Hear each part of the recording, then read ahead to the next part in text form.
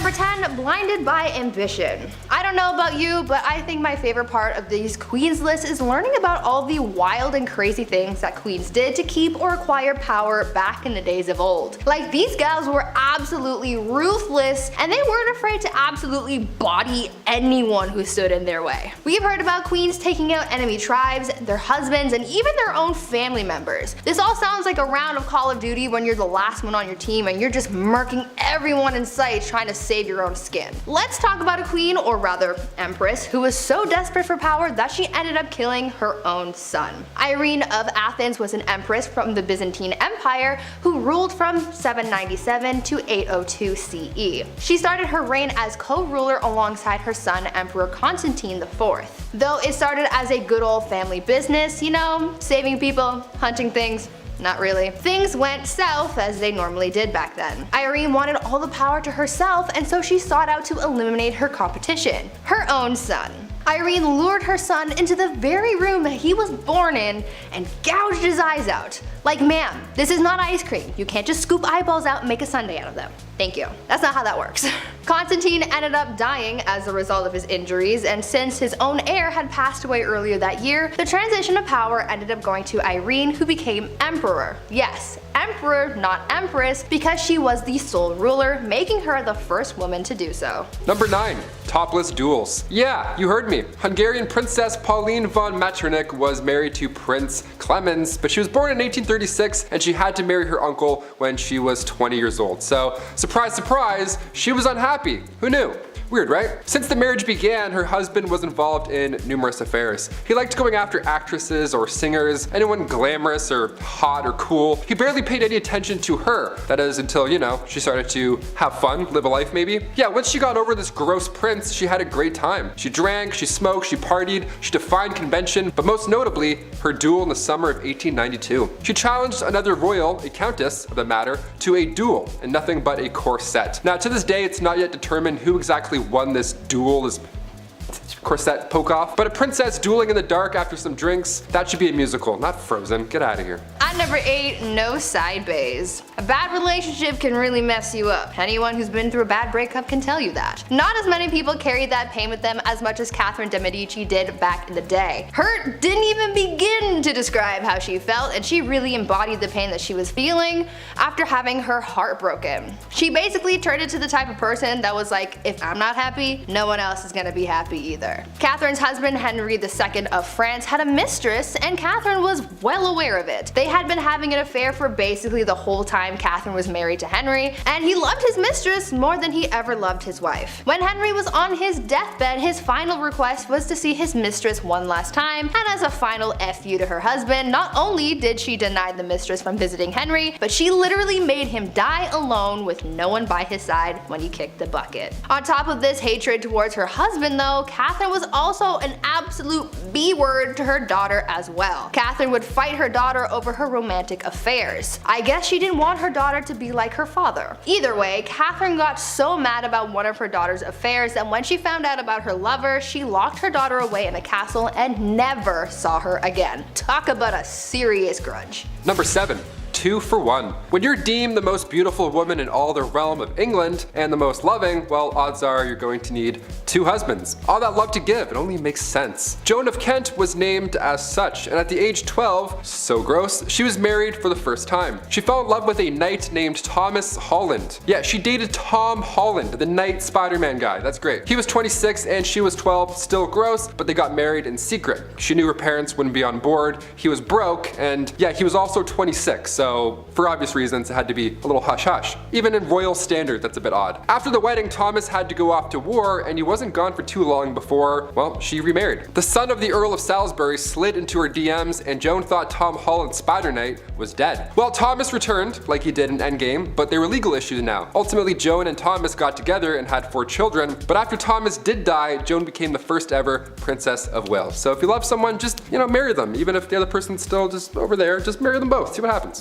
At number 6, apple of his eye. I feel like this queen I'm about to tell you about needs to have her own movie made about her or something, because the things she did for power were almost unbelievable. I would say that I would want to be her when I grow up, but she's kind of responsible for the deaths of a lot of people, and that's not really something I'm striving for, you know? But she did have a lot of determination. I will give her that. Isabella was married to King Edward II of England, and though she was quite the catch, Isabella wasn't really all that jazzed about him. She was like, meh, I guess I'll be your wife, even though back then she really wouldn't have a choice in the matter anyway. Anyways, after 10 years of marriage and the birth of an heir, things seemed to be relatively okay between the king and queen. That is until the king started getting all buddy-buddy with his friend Hugh Despenser, who was a much hated noble. Very hated. Hated numero uno. Isabella didn't like the bromance that was forming, and she was like, no, the only person who gets the king's attention is me. So she rallied the support of the other nobles, banished the Despenser family, burned their castles to the ground, claimed their possessions, and killed anyone who supported the disgraced family. After all of that went down, she took refuge in the Tower of London, where she met a prisoner whom she smuggled to France. Then she got her husband to bring their son to France. And from there, with the support of the nobles and the common people, she was able to defeat her husband and the Despensers, and became Queen Regent until her son Edward III came of age to become king. After all of that, she finally got her way. I hope she slept well that night, because she did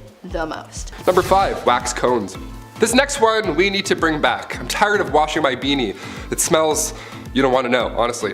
Head cones, also known as perfume cones, were used in ancient Egypt. We're going way back for this one. They would sit on top of your head, and back in 2019 we actually found evidence that they were in fact used. Before then we just saw them on paintings and such. What would happen is men and women would wear this cone, and your body heat would slowly melt the wax cone, and the cone itself was made of oils, fats, resins, and it would be placed on their wig or directly on their head to make them smell better as the day went by. As fascinating as ancient Egyptian culture is, I don't think anybody misses wax cones. Number 4, Krakos. Today's footwear is pretty comfortable. We have shoes that correct your stride while you take your morning jog. We have Crocs, which, you know, they're just a blessing, you know, just in general, they're great. Krakos were a style of shoe commonly worn in the 15th century in Europe. The thing with these long-toed shoes, they first appeared in the 12th century, and they would come and go over time, as most fashion trends do. But the Krako, this thing was twice as long as your foot. People are tripping over these things left, right, and center. They look ridiculous. Why were they so long? Why did they keep coming back over and over? Named after the city, of course, that they were made in, Krakos were used by both men and women, but as cheeky as it sounds, the longer the shoe, the cooler the dude. Yeah, size did matter. These things would be stuffed with horsehair or moss, but the insane part is that these things were so long, a string would have to be tied from the tip of the shoe to your knee, so it was like, you know, had to have the cool curve. You had to have that interesting curve. We need to bring these back immediately. Imagine tying a Krako to your knee before prom. You'd be fired up. You'd be doing like the sea walk in no time. Number 3, wigs. Okay, I mentioned the macaroni look, little hat with a big wig, but wigs were such a big deal that they deserve their own point on this list. You see it so often in movies and TV, any plot that takes place in the early 17th century, it's just wigs galore. This all began when Louis XIII of France wore a wig to hide his baldness. Yeah, people love copying royalty. Even when Queen Elizabeth's teeth were black and rotten from eating so many sweets, people copied that look. They made their teeth look rotten because, well, obviously that's the cool thing. Gross, don't do that. Brush your teeth. In the 17th century, syphilis was also to blame. This was a bad time in Europe, of course, long before antibiotics. Most things were pretty bad. But the side effects of syphilis include sores and hair loss. What better way to hide the fact that you're losing a bit of hair than to wear a wig 9 times as noticeable in public than if you were just to have patchy hair? This is a solution, I guess. It kicked off with Louis XIV at just age 17. He hired 50 wig makers. His cousin, Charles II, he was going gray around the same time, so he too wore a wig, and then everyone thought wigs were cool, and then Bob's your uncle. I'm starting to go gray already. Next time you see me, I'll be wearing a 17th century lice-filled, flammable, stinky wig, because that's better, apparently. Number 2, bombasting. The origin of stuffing your bra. Let's do it. Mr. Boombastic. Is it fantastic after all? What does it even mean to call somebody boombastic? What is this? Well, back in the 16th century, if you looked like a literal couch, you were considered royalty. The bigger the belly, the bigger the arms, the bigger the everything, the better. Size mattered a lot back then. Men and women would stuff cotton, wool, or sawdust. Yeah, they would stuff sawdust in their clothing to appear more muscular, or to seem like they ate a lot. Now it's so funny because while of course this makes sense in history and stuff like I just mentioned, the legs of these guys were always so tiny. They would more often than not make their arms look ripped and their bellies huge, but they still needed to move around and be like, oh yes, and like, you know, that whole my lady stuff. A guy the size of a minivan isn't intimidating. It looks more uncomfortable than anything. And in case you're wondering, yes, men would usually stuff just one part of their trousers. That's just false advertising, my friend. And finally, number 1, bustles. All that junk inside your trunk, what are you going to do with it? Saving my personal favorite for last, of course, bustles were a fun little mix of everything on this list. This was also known as the Grecian Bend. It came to town in the 1870s. Now remember how we'd wear cage dresses that extended 6 feet and was just non-practical in any way? Well, they modified that so it was basically just your behind that was poofed out. This fabric was draped behind the butt, that was the fabric was usually draped behind the butt, that was the original style, but some people got smart and began stuffing the back just to make it, you know, a little higher, a little bit bigger, a little more, to it, and then eventually you look like an absolute dump truck. So some eyes were facing you, which was a bonus back then. The bustle, looking back at it, pun intended, is ridiculous. This was not comfortable or practical at all. It began as a small piece of fabric that would hold the dress up, and then it became this. Whenever I see this style, I always think of Aunt Fanny from the movie Robots. That movie is criminally underrated. I'm gonna end on that thought. Go watch Robots. Kicking off the list at number 10, arsenic dresses. If looks could kill, here we go. Back in 1861, a poet by the name of Henry Wadshaw Longfellow, great last name, really love that. His wife Fanny, her dress caught on fire, and her burns were so bad that she sadly didn't survive. These dresses back then, they were flammable as is, and the fact that candles were used everywhere obviously didn't help. You're a walking ball of cotton, and some of these dresses were 6 feet wide cages, literally, I'll get into that later on. But arsenic dresses were on a whole new level of deadly. Even without the lit candles, this dress could already just kill you. Arsenic was used back then to get that green look. Real arsenic was used. It wasn't just in clothing either. Back in 1861, an artificial flower maker named Matilda Schurer used green arsenic-laced powder and ended up dying a horrible way. Her fingernails had turned green foam was coming out of their mouth, the whites of her eyes had turned green. Arsenic is not supposed to be inhaled, let alone worn. Yeah, the 1800s were a wild time. And believe me, it only gets weirder from here. Number 9, the hobble skirt. Here we go, we're gonna slowly walk like penguins for this one. Just from this 1910 headline alone, the hobble skirt sounds like a good time. The June 12 headline reads, "The hobble is the latest freak in women fashion. Skirts that are so tight around the ankle that locomotion is seriously impeded and speed is impossible." Doesn't that pull you in? I want one already, let's do it, French designer Paul Poiret made these to free the bust while shackling the legs. Just what you need to move around on uneven stone roads back hundreds of years ago. We love it. Love the practicality of the outfit. Despite how ridiculous and unsafe the hobble skirt looks and is, only the wealthy could afford such a thing. Middle and lower class women wore skirts with slits or buttons like losers. Ha! What are you, walking? So they could actually walk around, you know? What a weird thing to do. These hobble skirts were worn by the fancy, and they were like, we don't walk, we're too fancy for that. We'll just stand in one place and do this a lot. And also this, I guess. I don't know what this is. These hobble skirts were so popular at the time that upper class folks sought out a new fashion trend that made them look even fancier than the rest. So they just did it for clout. And they look stupid. I'll say it, they look kind of stupid. Number 8, macaroni. This one's extra cheesy. Macaroni joke, we got it. Back in the mid-1700s, aristocratic British men would wear these large wigs, and I mean large wigs. These things were comedically big, but what would make them so unique was the tiny little hat on top of this massive wig. Or it was a feather or a little hat. A little Monopoly-sized piece hat, just right on top of this. The Yankee Doodle rhyme mentions this macaroni. That's the macaroni they're referring to. Stuck a feather in his cap and called it macaroni. He called it KD mac and cheese. These British men were inspired after traveling across Europe, and it's named after macaroni, like the pasta, because it signifies sophistication and worldliness. Every time I eat KD, I'll be like, sophistication. That was the whole point of the rhyme, that any average Joe can just put an old feather in their hair and then be as valuable as macaroni. You can be macaroni, guys, you can do it. Hit that thumbs up and then we'll all be macaroni. Number 7, the hoop skirt. The hoop skirt is way too much. I mean, for starters, it looks like something you would find on a playground. Children can for sure do chin-ups on the hoop skirt. These skirts were 6 foot wide, Like hoops, they were the talk of the town. Would have been perfect for the pandemic, actually, 6x6. Nice. They were the talk of the town around the 1700s, and it was often handmade from whalebone or basket willow. And if you attended King Louis XVI's court, it might as well be a packed bar. You're sneaking by everybody, these small passageways between people and their now 6-foot hoop radius skirts. It's not practical at all, but they did look fancy. Later on in the mid-1800s, a newer version of the skirt came out, and these were better because they were made of steel. I'm not joking. This was considered new and or improved. They could produce these more often now being made of steel, so this was really the first time in history where your legs could also actually move around while you looked good.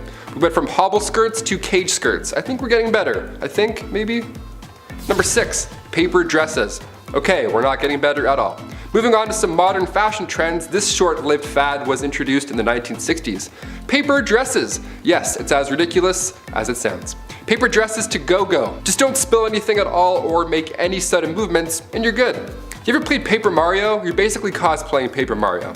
The Scott Paper Company made these, not expecting the reaction that it got. It caught on quick, of course. Fidget spinners were only 4 years ago, so if you want to talk about paper dresses, open that cupboard and check yourself before you wreck yourself. It only took 6 months for this casual paper company to start selling more than 500,000 paper dresses.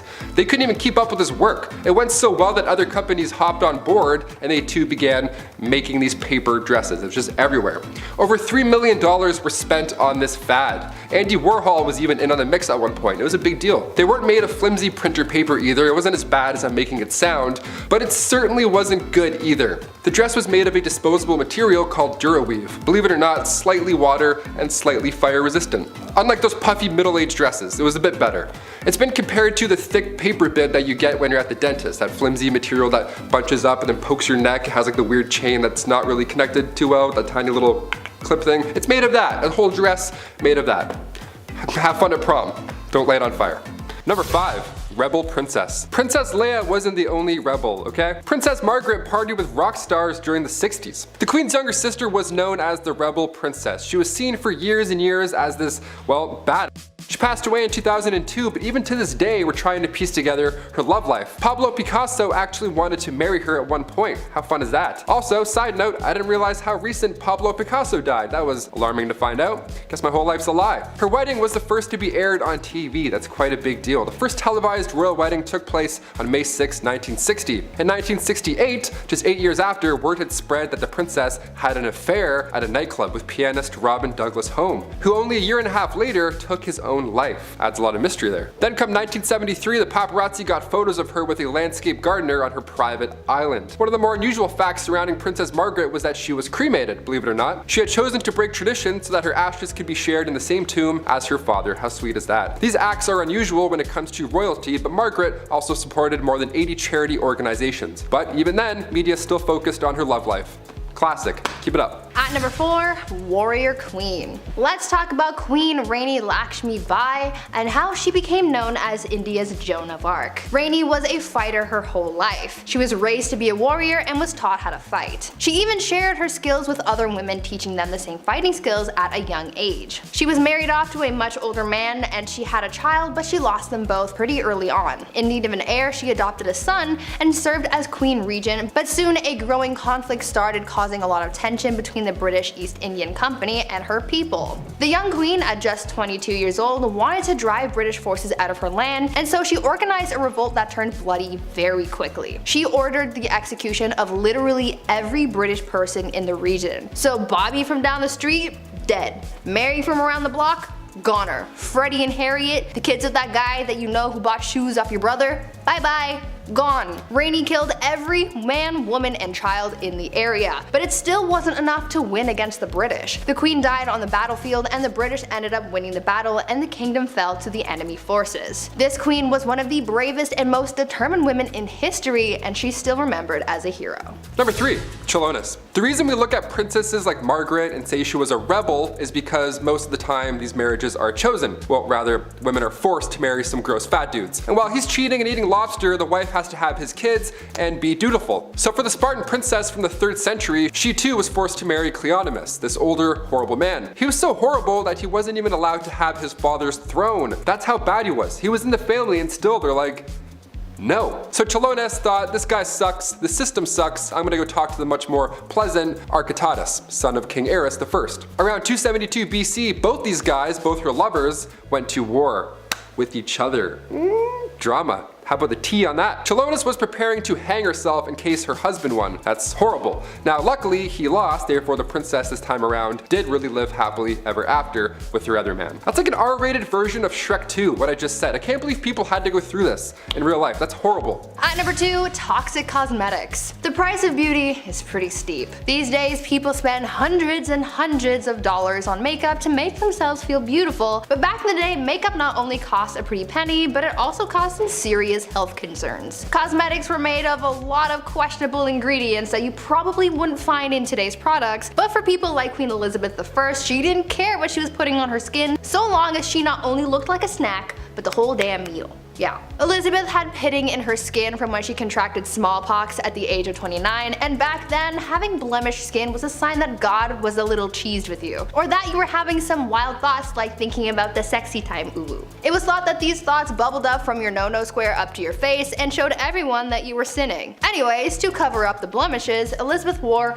a lot of makeup, like her version of foundation, but the ingredients were really just making things worse and not better. The foundation was made with a tincture of white lead ore, vinegar, and sometimes arsenic, hydroxide, and carbonate. To add some color back to her face after applying this pasty white mask, she'd powdered cinnabar to her lips and cheeks, but this was pretty dangerous because it contained mercury. She did this every day, and as you can imagine, it wasn't good for her health at all. Imagine absorbing all of those chemicals through your face on a daily basis.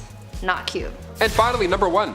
Are you not entertained? Back in the late 1800s, the name Clara Ward would stir up a conversation. She was famous, really famous, for all the wrong reasons, of course. All it took was her bumping into a European royal and Bob's your uncle. Since birth, Clara was born into money. She didn't even need a royal husband. She was born into a wealthy industrialist family. She would sometimes visit the family mills, you know, to make it look good and kind of be like, hey, how's everyone doing? Whatever, just casual visit. But on this one casual visit, she crossed paths with the Prince of Caraman-Chimay. He was there for trade, but when he left, he brought back a wife. Carry on. Also, meet my wife. Here she is. People were freaking out, obviously. A royal marrying a common American girl. Wow, how could you? She was the talk of the town. Unlike Meghan Markle, Clara loved to show off with her newfound wealth. Some loved her and her image, but others not so much. The marriage only lasted 6 years. Clara eloped with a Hungarian musician. Then after her divorce, she had to model to make a living rather than showing off for clout. At number 10, water carrier. These days, we have it so easy. We have the internet at our disposal to learn about pretty much anything, we have cars to get us from point A to point B, and all of our resources are close by. We get food from the grocery store and water from the taps in our houses. But back in the Middle Ages, things were a lot tougher for people, and they had to go through a lot just to get basic life necessities, like water for example. Getting water to people wasn't as easy as you might have thought, and so that's why getting water became a whole profession. In a medieval city, you lucked out depending on the area that you lived in. If you lived close to a river or stream, then you could get all the water you wanted and pretty easily too. But if you weren't so lucky to live near this resource, then you might have had to hire a water carrier to fetch it for you. People sought out strong young men to become water carriers for them, and as the name implies, they would get paid to go to the nearest source of water and bring it back for their employer. This profession became pretty popular in the late medieval period in London, and by this time so many people were working as water carriers that they created their own fraternity. At number 9, town crier. I'm sure you've heard of the town crier at some point in your life, right? They're often incorporated into pop culture pieces that take place in the medieval times. When you think of the town crier, you might also think of the famous hear ye that is associated with the speeches of the town criers. Back in the Middle Ages, the role of the town crier was a very important one, as it was a crucial way for the local authorities to communicate with the residents of their community. The town crier would often make announcements of new laws, royal proclamations, the start of events, and even the punishments of criminals. They were basically the news anchors of the past. Also, as I mentioned, we normally associate the town crier with the phrase hear ye, but the phrase first started off as oye, oye, oye, which later evolved into the phrase that we are more familiar with. Before we carry on talking about these strange jobs from back in the days of old, why not take a moment to leave a like on this video if you're enjoying it so far, and while you're at it, consider subscribing to the channel to see more videos like this one. At number 8, scribe. These days, most people know how to read and write. It's part of our basic education and is one of the first things that we are taught as kids in school. As we progress in society, basic literacy is taught more and more throughout the world, as some people in parts of the world might not have access to this privilege, but back in medieval times, most of the population was illiterate, which made the roles of scribes so crucial. Not everyone had access to the right education, but for those who did and could read and write, they often became scribes. The role of the scribe was as straightforward as the name predicts. Essentially, their job was to write. Scribes were hired to write all kinds of documents ranging from letters to business contracts. One of their hardest jobs, though, was to copy manuscripts, which was a job that may have taken a scribe several months to complete. Many men and women in monasteries held jobs as scribes, but for common folk in villages, being able to become a scribe was seen as highly valuable as well. At number 7, reeve. These days we have elected officials in our communities who serve as a sort of voice of the people. Back in the Middle Ages, they sort of had someone similar to that, and they were called reeves. The reeve was something of a local administrator, and their job was to oversee the day-to-day running of a manor, as well as to solve disputes between the peasants. The reeve was a peasant too, but they were normally elected by their neighbors or chosen specifically by a lord and served as a reeve for a 1-year period. This job eventually faded away as the feudal system began to decline, but fun fact, you can still find some reeves in parts of Canada. At number 6, peddler. This next job from the Middle Ages is one that we kind of still have these days, just a little more modern. We're talking about peddlers. You know how there are people who go door to door trying to sell you something, like back in the day when Avon used to do house calls? Well, this was essentially what peddlers did. Their job was to travel from village to village to sell various goods. This was how a lot of people in more remote areas were able to buy certain items. The peddler's job was pretty important for the local economy because it was able to bring business to larger areas than just one local town. It seemed like a good enough job, but socially speaking, peddlers were always looked at with suspicion. Oftentimes, local people would accuse peddlers of being criminals. Now, they easily could have been criminals, but it's really a case-by-case situation. You can't judge someone for just trying to get their coin. At number 5, no bathing. These days, bathing is kind of a necessary thing. You gotta be clean, you have to smell nice, you have to practice proper hygiene. But back in the olden days, this was the complete opposite, and nobles rarely ever bathed, and it was kind of a trend. Over time, physicians began to believe that bathing was dangerous, and obviously the nobility tried to protect their lives and well-being at all costs, and so they just stopped bathing. In a popular 16th century medical book, it was advised, quote, "Use not baths or stews nor sweat too much, for all openeth pores of a man's body maketh the venomous air to open and for to infect the blood," end quote. So yeah, they thought that taking a bath would make you sick. In the late 15th century, Queen Isabella of Spain would go around bragging about the fact that she had only ever bathed twice in her whole life. Weird flex, but okay. King James IV apparently never bathed, and his hygiene was so bad that he passed on lice to other people who went into a room that was frequented by the king. He also never washed his hands before eating and would just rub his fingers with the wet end of a napkin. These people were gross. At number 4, prankster king. You know that you're a spoiled king when you can pull pranks on people constantly and never have anyone try and stop you or fight back. This was basically the life of King Christian VII of Denmark, who was known for being pretty childish and playing pranks on people his whole life. He was a troublemaker through and through. He was known to play pranks on his grandmother by putting pins in her throne, and he would throw things at her, and he even ran through the streets with his friend and his mistress, destroying shops and patronizing brothels. He even made his own torture rack, had himself tied to it, and flogged. Why? I have an idea, but I don't want to think about that one too hard. One of the other weird things that he was known to do was leapfrog over dignitaries when they would bow to him. This guy was really quite immature. At number 3, saints in bed. I understand the desire to feel protected by whatever gods or saints you might believe in. That's one of the whole points of religion. However, I think some people can take that idea a little bit too far, and by some people I mean the Spanish royal family. These guys took religion very, very seriously, and they believed that following religion heavily would allow God to heal them when they were sick. So, when a member of the royal family was ill, doctors would remove body parts or even entire corpses of saints from churches and monasteries and would put them in bed with the person who was ill. Yeah, they slept with the corpses of dead saints to be healed of their sickness. Could you imagine if that was still how medicine was practiced today? At number 2, rat court-martial. There has been a record of many kings throughout history who were complete children through and through. Even though many of them grew into adulthood, they still acted immature, and one of the greatest examples of that was Peter III of Russia. He was not a good ruler or a good husband to his wife, who would later become Catherine the Great. Peter spent every night in bed with her playing toy soldiers because he was obsessed with his little dolls. He was so obsessed, in fact, that when a rat chewed the head off one of his toy soldiers, he was so upset that he held a proper military court-martial for the rat. He proclaimed the rat guilty of treason and had it hung in a tiny gallows that he had built for the occasion. It was weird, but in the end that bizarre event helped Catherine overthrow her husband, so I guess it kind of worked out for someone. And finally, at number 1, groom of the stool. Guys, I found the worst job in history. You think working at the 1-star Domino's Pizza in your neighborhood is bad?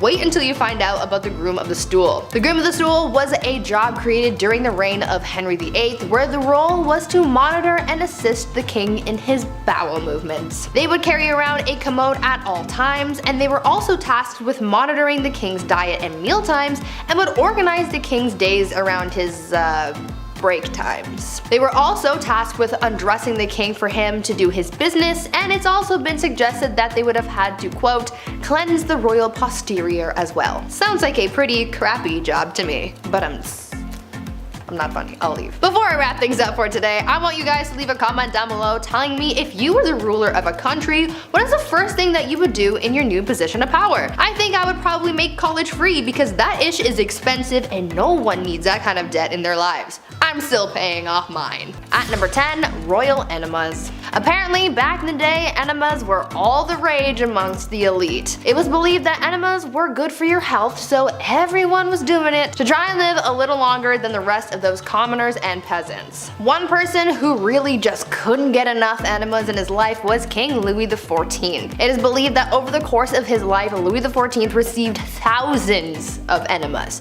When I tell you this guy was obsessed, I'm not kidding. One year, Louis received 212 enemas. In just the 1 year. And of course, he had to make his enemas a little jazzy and couldn't just use water like any other person. Oh no. My guy was using things like almond milk. His enemas were also sometimes scented with orange or rose, and sometimes even colored just to make it a little more special. To get an idea of just how obsessed the elite were with receiving enemas, just think about the fact that a French duchess once received one during a court ball. The duchess was in the middle of having a conversation with Louis XIV, and during this conversation, one of her maids came over, snuck under her dress, and gave the duchess an enema on the spot. Ew. These people were so weird. At number 9, pampered pony. I'm sure I can speak for most people when I say when you have a pet, you love and care for that thing like it is your child, right? Well, one Roman emperor might have taken that concept a little bit too far, because saying that he was obsessed with his horse is an understatement. The Roman emperor known as Caligula had a horse named Incitatus. Caligula was a horse racing enthusiast, so Incitatus was his pride and joy, and not too many people were all that thrilled about it, to be honest. When I tell you this horse was treated better than most people have ever been, I'm not kidding. The horse's stall was made out of marble, his manger was made out of ivory, and he was even fed oats flaked with gold. Caligula was also very adamant about his horse receiving a good and restful sleep before a race, and he was so serious about it that he made guards stand outside of the horse's stable to make sure that the horse remained undisturbed while it slept. This horse even had its own furniture. Like, what is he gonna do with it? He's a horse. Caligula was so fond of his horse that he even made it a priest and promised to make him consul, which was the lead position in the Roman government after the emperor, highly coveted by senators. This was the last straw for people because the emperor was putting his horse above his own people, so he was assassinated. Now, before I carry on telling you guys about the wild and crazy things that kings did back in the day, I would like to first ask you guys to consider leaving a like on this video if you're enjoying it so far, and also maybe think about subscribing as well to see more videos like this one. At number 8, Mumia medicine. It's safe to say that medicine from the past is very different from modern times. These days we have pharmaceuticals to treat illnesses, but back in the days of old there were very different and quite questionable methods of treating ailments, and one of those methods included cannibalism. In the 16th and 17th centuries, it was common practice for elites like priests, kings, and other nobles to consume remedies that included human bones, blood, and fat as medicine to treat ailments from headaches to epilepsy, and this practice was called mumia medicine. At first, it started with people using Egyptian mummies and skulls from Irish graves for use in medicine, as bones would be ground and used in different tinctures for various uses. But soon, other parts of the body started to be used. Human fat was later used to treat ailments on the outside of the body, and blood would be consumed as well, as it was believed to contain the vitality of life. Several monarchs were known to use mumia medicine, like Charles II and William II of England, Francois I of France, and Christian IV of Denmark. At number 7, kissing sheets. For thousands of years, monarchs worried about the threat of being poisoned by their enemies, and so they thought of an array of precautions to take in order to prevent being taken out by some kind of spicy death sauce or something. Many monarchs hired tasters to try their food before it was given to the king to make sure that it wasn't poisoned, but some monarchs were also afraid of being poisoned through something that they touched. This is why Henry VIII hired someone with a very important job to make sure that his bed wasn't poisoned. The person who was tasked with making the king's bed was also required to kiss every part of his bed in the morning. They would kiss the pillows, sheets, and blankets to prove that someone hadn't smeared poison on it. The king was also concerned with people poisoning clothing too,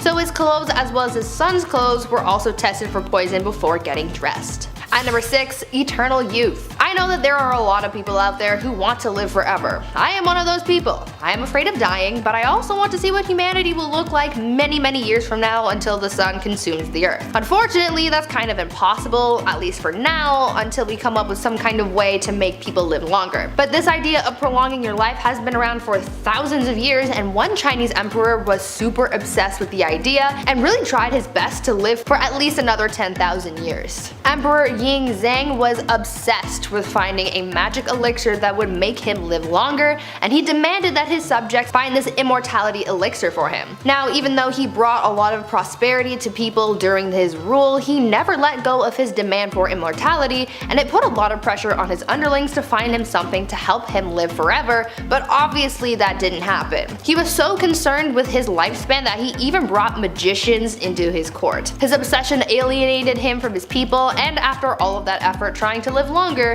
he died at the age of 49. At number 5, weddings. Marriage and weddings back in the Dark Ages were very different than they are today. Back then, because the average life expectancy was so low, people started getting married and having kids very young. Usually, girls would be married off as soon as they hit puberty, around the age of 12, and these marriages were not for love. Arranged marriages were the norm back then because it was mostly used to join families for status or for alliances. Marriage ceremonies were also very different back then. Because marriages just weren't as big of a deal back then as they are today, it didn't matter where you got married or how soon. Most people didn't need permission to get married, so they could hold the ceremony anywhere. Marriage ceremonies were held in places like pubs, in the middle of the street, or even in bed. Because of this, it made it really hard to know who was really married and to whom until the 12th century, when it was declared a holy sacrament that must be observed by God. To make things even weirder, the consummation of marriage was also pretty odd because it wasn't a private affair. The act of bedding wasn't seen as an intimate moment between the couple, but rather an investment in the union, so it was observed by witnesses. I am certainly glad things have changed. At number 4, jesters. You would think that being a court jester in the Dark Ages would have been a pretty bleak job, but you would actually be wrong. I mean, yeah, they looked funny with their outfits and hats modeled after the ears of a donkey, but jesters actually held a lot of power in court, making their job a pretty good one compared to other common folk. The court jester's job was to make people laugh by doing tricks, stunts, and telling jokes. Sometimes a jester would poke fun at the king or lord that they served, or would make comments about a kingdom's politics, and for a lot of people, saying these types of things would give them a one-way ticket to the gallows, but not the jester. Because of their profession, by royal decree, anything that they said was taken as a jest or a joke, so no one could get mad or offended at what the jester said or comments on. Basically, the jester was the one person in the court who was immune from medieval cancel culture. They could offend anyone they wanted to, and no one could stop them. At number 3, unicorns and Jesus. The thing about the Dark Ages is that it was full of superstition and mythology. Within this period of time, there was a lot of confusion when it came to religion, as paganism and the rise of Christianity were both hot topics. Many times, superstitions and mythology from paganism made its way into the religious beliefs of Christians, and things were known to get a little weird. Take, for example, the unicorn and how it was incorporated into the Christian beliefs of the Dark Ages. It is believed that a mistranslation of what is thought to have been an ox is what brought unicorns into Christianity. Because of this mistranslation, the Bible likened Jesus to a unicorn. Since it was in religious texts, people in the Dark Ages sort of just ran with it, and so they started incorporating the unicorn into many religious artworks. To further this whole unicorn thing, they made up a superstition that only innocent maidens were allowed to touch unicorns, and they even used the unicorn to come up with a rather uncomfortable allegory of Christ entering Mary's womb. This unicorn thing was also fueled by the Vikings at one point, as during the medieval age, Vikings were known to con people into buying narwhal tusks marketed as real unicorn horns. At number 2, divorce by combat. Back in the Dark Ages, if you wanted a divorce, you had to be willing to fight for it. Literally. In medieval Germany, couples would take to the ring to settle their disputes, and it was quite the showdown. Trial by combat was the common way of settling arguments back then, but when a husband and wife were fighting, things were a little more interesting than just having an all-out brawl. During these divorce by combat proceedings, the husband had to stand in a hole with his hands behind his back, while the wife ran around in a circle with a bag full of rocks. I don't really see how this settled anything, but who am I to question the methods of the Dark Ages? And finally, at number 1, animal court.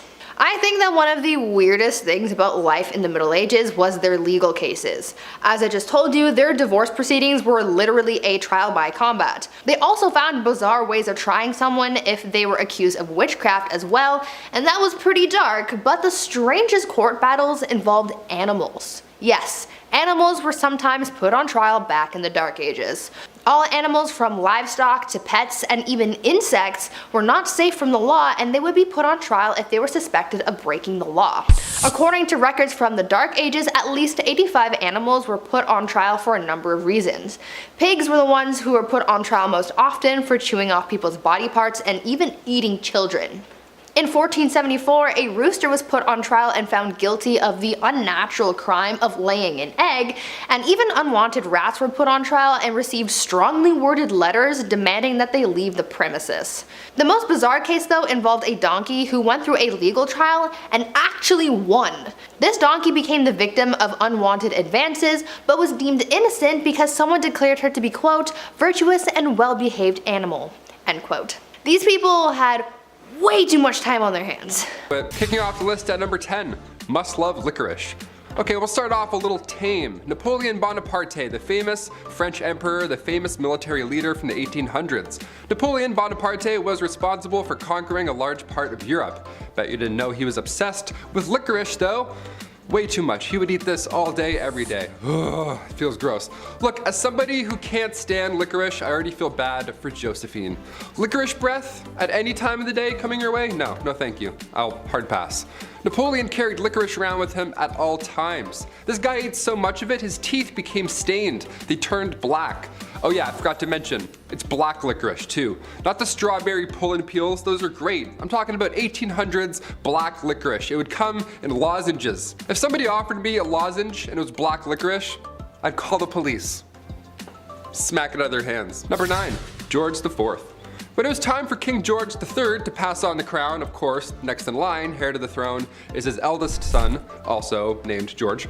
What if you became king in 1820? Would you be noble? Would you do monologues in the sunset as you enriched your homeland? Kings like to do that a lot with their, if I had the hair still. Or would you do what King George IV did and make horrible financial decisions every single day? The guy would just party all day as well. He would gamble every day, he would buy expensive stuff that he did not need, and on top of that, he would never do any of his royal duties. Guy wouldn't do his job. His father had to step in, classic. He figured the only way to settle all these new debts set in motion by George IV, in order to clear those up, George now has to marry his cousin, Caroline of Brunswick. The arranged marriage happened April 8th, 1795, and what was supposed to be a happy day for all was a nightmare for all included. They hated each other as soon as they met. I mean, obviously, he was a fool. George got heavily intoxicated for the wedding. He was just hammered the entire time, and then 9 months later, almost to the day, they had a child. And then right after that happened, they went their separate ways. So yeah, horribly unhealthy relationship. Once George became king in 1820, he then tried to divorce her. Like, what a fool, just let it go, let it all go, let her go. Number 8, Filippo Maria Visconti. The Duke of Milan during the 14th century was at first Gian Maria Visconti, but after he was taken out, his brother Filippo Maria Visconti had to step up to the bat. As a ruler, Filippo was better. His brother had been cruel previously, hence the untimely departure. So this was a good move at first, so we thought. Now Filippo had to take over come 1412. Filippo was better than his brother on paper. He helped reorganize government finances. He got the silk industry up and running, which we love that. He ended up passing away of natural causes down the road, which is, nothing like his brother. But while he was in power, he never showed his face to anybody, not even people close to him. He hid in his palace most of the time, and it was odd because he thought that he was ugly. That's why he hid his face. Kind of sad, right? Filippo hid his face, and maybe you feel bad for him now, right? Just a little bit. He died of natural causes and he was alone all that time. Yeah, don't feel bad for him. This guy was horrible. He was jealous of his wife Beatrice Lascaris de Tenda because she was twice his age, twice as smart, and twice as powerful. So Filippo had her taken out in a courtyard publicly September 13th, 1418. Yeah, he accused her of adultery just cause he could, and he had some suspicions in his dark room by himself hiding his face. History is ugly, and sometimes it's literally ugly as well. Number 7, George I. King George I, couple of Georges on this list, okay? Long before his British ruling days, George was in Germany. He was actually the elector there, and he'd been married before around 1682. Originally, he married Sophia Dorothea of Seal, but the entire time they were married, it was horrible. George would straight up bring other women home because he just felt like he could. Like he literally argued that he could, given his role. He's like, oh, I could have these women and we could do all this in front of you. Of course, I'm this person of this. Like, no, you're a fool. You're a jerk, really. He would have numerous mistresses and he would purposely flaunt them. So Sophia thought, okay, if you can have numerous side hustles going on, I'll move on myself. So she began seeing a Swedish count. Okay. She began seeing Philip Christoph von Königsmark. Now when George inevitably found out, he was violent at this point. He was upset, he divorced Sophia and then imprisoned her. Yeah, when he became king of Britain later on in 1714, she didn't come with him. Yeah, it's not just horrible with Sophia either. The Duke had also been taken out, sadly. His love for Sophia ended up getting him killed. What a mess. All these Georges are so messy, the worst. If your name's George, don't be a mess. Just be nice. Hit that thumbs up if you're a George. Change the game. Change the stats up. Number 6, heir to the throne. Okay, I kicked out this list roasting Napoleon and his licorice choices, but of course, he's done much worse things than have bad breath and stained teeth. Napoleon's marriage to Josephine was first fueled by love and friendship, but things quickly changed. Marie Josephine Rosé Tacher de la Pagerie was born in 1763. She had 2 children with her first husband, but that marriage was also not a happy time. They separated, and Josephine met Napoleon in 1795. Napoleon at this point was married at the time, and they had an affair, and they were deeply in love, like actually in love, and Napoleon proposed to Josephine in 1796, and they married later that year. 2 days after their wedding, Napoleon led the French army in Italy, and while he was gone, both of them ended up having affairs. So many affairs in this. Like, does love even exist? What the hell? 1804, Napoleon crowned himself and then crowned Josephine, proclaiming her empress. A few years passed, and after finding out Josephine couldn't bear any more children, Napoleon made a list of possible and eligible princesses. Just a list, and just left it out. Like, how awful is that? In November 1809, Josephine agreed to the divorce, and come 1821, Napoleon Bonaparte's final word on his deathbed was Josephine. Yeah, a little darker than licorice, just a tad. Number 5, nothing left. Alexander the Great was an excellent warrior for his time. Having conquered so much at a young age is really quite impressive. His empire stretched from Greece all the way to India. For a history class or a good book, this is fine, but in reality, he was a conqueror. The places he was marching into weren't exactly happy to have spear-wielding visitors. He laid siege on multiple cities, executed those who defied him, and sold people into YouTube's least favorite S-word.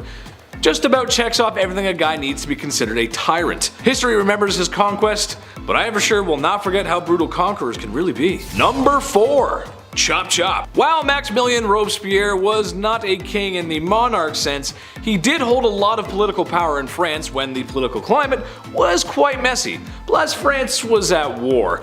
But even messier than that is the way he dealt with citizens who were deemed anti-revolution by sending them to the guillotine. Within a 1-year period, he sent 17,000 people to their dooms via the National Razor, or as it became to be known. He even began practicing deism, something he called the cult of the Supreme Being. And if you know your history, you know that you can't get away with that forever. And with some sweet poetic justice, Robespierre was sentenced to the guillotine. Number 3. All my friends are dead. Usually when people expire, the human thing to do is bury said lifeless human. It's just what we do. But apparently Ferdinand I of Naples did not get that memo, instead taking a page from Night at the Museum. No, this is not a cute comedy movie starring Ben Stiller, but in reality a complete horrifying nightmare. Ferdinand took the saying, "keep your enemies close," a little too literally, as his favorite form of punishment was to mummify his enemies, which, let's face it, if he's a king, there's gonna be plenty. And he would like to display these mummies in what's probably the coolest place to be if you're into that weird goth stuff. He did keep some alive in the dungeon, but he much preferred his guests embalmed, where he would have them dressed up on display, just as they were before making the mistake of crossing Ferdinand. Now, what's the point of having that hardcore collection if you're not going to show it off? Well, he did. To the people he suspected of treason, which, in a place like that, treason leaves your mind pretty quick.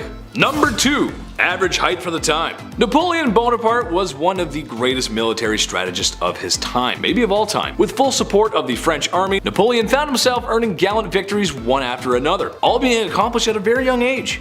However, after years of great success in multiple wars and kicking a lot of imperial butt, it started to go to his head. Shortly after the coup that overthrew Robespierre, Napoleon had gained enough support to claim himself as the Emperor of France. With said power, dissolved the freedom of press, reduced the rights of women, and oh yeah, he was at war with most of Europe for years to come. While his military victories cannot be understated, his rise as a tyrannical dictator makes him very unholy. Number 1. Dracula. There's been a lot of unholy things said here today, but old Vladdy takes the cake. What he lacked in land and power, he made up for in his brutality. As the legends go, Vlad was creative in his punishments, and was well noted for his human art pieces. And by art, I mean impaling his enemy on pikes, sometimes through their rear ends, and leaving them as warnings for anyone who dared cross him. Similar to the time visiting envoys wouldn't remove their hats as it is to do in tradition, so Vlad had their hats nailed to their skulls, so that they may never remove them. There are a few other stories that are just too hot for YouTube, but I think he's a textbook example of unholy. He may also be the inspiration for Dracula. Imagine being that much of a monster one is created in your likeness. I mean, just looking at the painting of this guy creeps me out, man. Whoa! Number 10. What a drag. Bachelor number 1. What would you do if I refused to marry you? Well, I would probably get quite violent and lead to the destruction of 10,000 lives at the Battle of Hastings. Might just drag you around by your hair and see where the night goes. William I, or more appropriate, William the Conqueror, was a fierce warrior and the first Norman king of England. Being the illegitimate child he was to the throne, some people didn't exactly respect the power moves old Willie was making. People rebelled, and he crushed them. Oh, and there was this one time that he fancied a woman named Matilda. Being the respected woman that she was, she declined Willie's advances. Willie, not taking no for an answer, promptly dragged her around by the hair until she agreed to marry him. Gee, what a swell guy. Number 9. Let them eat cake. France had seen better days in the 1790s. People were starving, the economy was bust, and for some reason the poorest citizens were being taxed the most. When cries were made from the people, they demanded that change be made. King Louis XVI, being the great leader he was, he listened to the people and there was no problem ever again. Oh wait, he did nothing and the country had a bloody revolution. The man supposed to be leading his people failed to act. In fact, he did less than nothing, often trying to silence the riots by force. But when people are very hungry and you're living fat with high society, you can lose your head in all that chaos. While the famous quote, "let them eat cake," may not have actually been said, it's a good reminder of the disconnect between the upper class and poor. Leaving your people to starve isn't the best idea if you want to be a king for a long time. Number 8. Cashback. King George III had a simple ask of the American colonies. Right then, we just saved you all from the French and Indians, so now it's time to do the right thing and pick up the bill. Britain introduced new taxes on the colonies in order to pay back what it had spent on the previous war. But in reality, he was asking the colonies to pay up without much in return. Basically, I'm the king, I saved your skins, give me more money, which most people at the time couldn't afford. And I'm still gonna boss you around. The British Empire may have been victorious, but it was the colonists who felt all the effects of the war and the economy. This happened multiple times before some patriots had had enough and decided to act. And what he did when the people he was forcing to give money spilt a little tea? Well, he sent British troops for a semi-friendly military occupation. I'd hate to loan this guy a nickel. Number 7. Terrible Ivan. He wasn't called Ivan the very friendly and generous and would for sure never cause any harm to anyone ever. He was Ivan the Terrible, and for good reason. His actions are very unholy. Let's start with the fact that he killed his son's pregnant wife. And when his son came to confront dear old dad, his son was struck with a pointed staff, killing him in a fit of rage. A legend tells us that once St. Basil's Cathedral was finished construction, he was so pleased with the architect, to reward him for such magnificent work, Ivan gouged his eyes out so that no one would ever design something so beautiful again. His paranoia also caused the slaughter of Novgorod, where after he was done claiming thousands of lives, he burned all the fields just for good measure. Wouldn't want all those dead people farming without your permission. Should we tell him about the other world monuments? Number 6. Off with her head! Henry VIII is more well known for how he treated his wives more than his leadership. With a reign of over 20 years, the man had a few wives. 2 of his wives were executed for ridiculous reasons, another was divorced. Turns out, actually, the church wouldn't grant that divorce he was looking for. So Henry went and did the next best thing. He broke away from the Catholic Church and dissolved the monasteries, taking their wealth and redistributing it as he saw fit. Nothing is unholier than trying to get away from the church. Historians believe that his divorce actually led to the English Reformation. Number 5. King Henry VIII. The second wife of King Henry VIII. She was found guilty of treason, and she had been charged with having relationships with 5 others, including Lord Rochford, aka her brother, George Boleyn. She had also apparently had relations with Sir Henry Norris, the king's close friend, and when I say close, I mean they were really close. He was the groom of the stool. So they were close, and on top of this, Anne was also found guilty of conspiring to kill her husband. I wonder why. This list will explain a few reasons. Now, it's since been proven that these crimes were a bunch of rubbish. Anne wasn't present when these events even went down. She was still recovering from the birth of her daughter, future Elizabeth I, so there's no way she was fooling around with the groom of the stool in October 1533, Your Honor. All 5 guys involved were executed on Tower Hill May 1536, and then 2 days later, Anne joked about her own little neck before being taken out with the sword herself. Yeah, all dark. There wasn't even a coffin for her burial. Somebody had to get an old elm chest from the Tower Armory. How horrible is that? Number 4, a bit better. Another one of King Henry VIII's wives, Anne of Cleves. Where do we even begin here? This one's pretty sad, man. Anne was right in the middle of Henry's wives. She was married to King Henry for 6 months, and it was seen as quite strategic in a way. Henry's chief minister convinced him to marry one of the sisters of Germany's Duke of Cleves, either Anne or Amelia. So in order to decide, King Henry requested that Hans Holbein travel to Cleves to paint a portrait of each sister, and then come back and compare them. This is like the birth of Tinder. I'm not even joking, this is how he did it. This man compared portraits and then chose Anne because every man praiseth her beauty. Yeah, compared her to the silver moon. Yeah, try that on a dating site, write that in. I praiseth thou beauty, madam, to a silver dollar. A silver sea sand dollar shining in the moon. What? I don't know, just click it. Click send and see what happens. Then a treaty was signed. A few weeks later, Anne arrived to England, and Henry was beyond upset because she looked nothing like the portrait, apparently. How horrible is that? You look nothing like this Victorian painting. How dare you? It's 6 a.m. and you've been riding a horse for 4 weeks and you don't look like this Victorian painting? Shame. He tried to stop the wedding, but it was too late at that point, so they had to follow through. And on January 6, 1540, their marriage was official. You can't unswipe this marriage, rich boy. Anne later accepted the divorce gladly and then lived as the king's sister peacefully until her death in 1557. Number 3, Christian VII. Christian, there's an ironic name for what I'm about to tell you. The prince that couldn't keep his hands out of his pants. I don't know how else to say it. Here we go. Christian VII of Denmark. He was a young lad. He was spoiled. He was a little comfortable with his body, maybe too comfortable. And he would often just have his hands in his pants hanging out. He was like one of those, rich king. He was kind of like Joffrey from Game of Thrones. He would just sit back and like suck on candy and stuff and just, fool around. I don't know, it was gross. Middle of dinner, this guy would pass around food to his family with those gross hands. He would alternate hands and pants to handing out food. What a little twerp. Now it's unknown, but historians believe maybe, just maybe, he was a tad mad. Who's to tell? Either way, don't touch the rye bread, Christian. Thanks. Go wash your hands. Twice. Number 2, King Henry VIII. Again. Of course, we have to talk about Henry VIII again. He's pretty bad, I'm not gonna lie.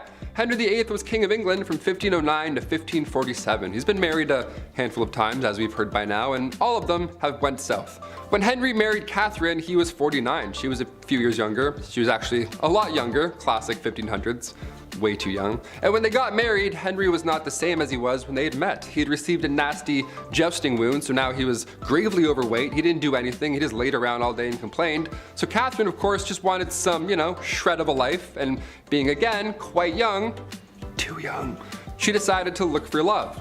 Well, God forbid you try and have a life in the 1500s, because then the young queen was accused of having an affair and was publicly and horribly taken out in the courtyard.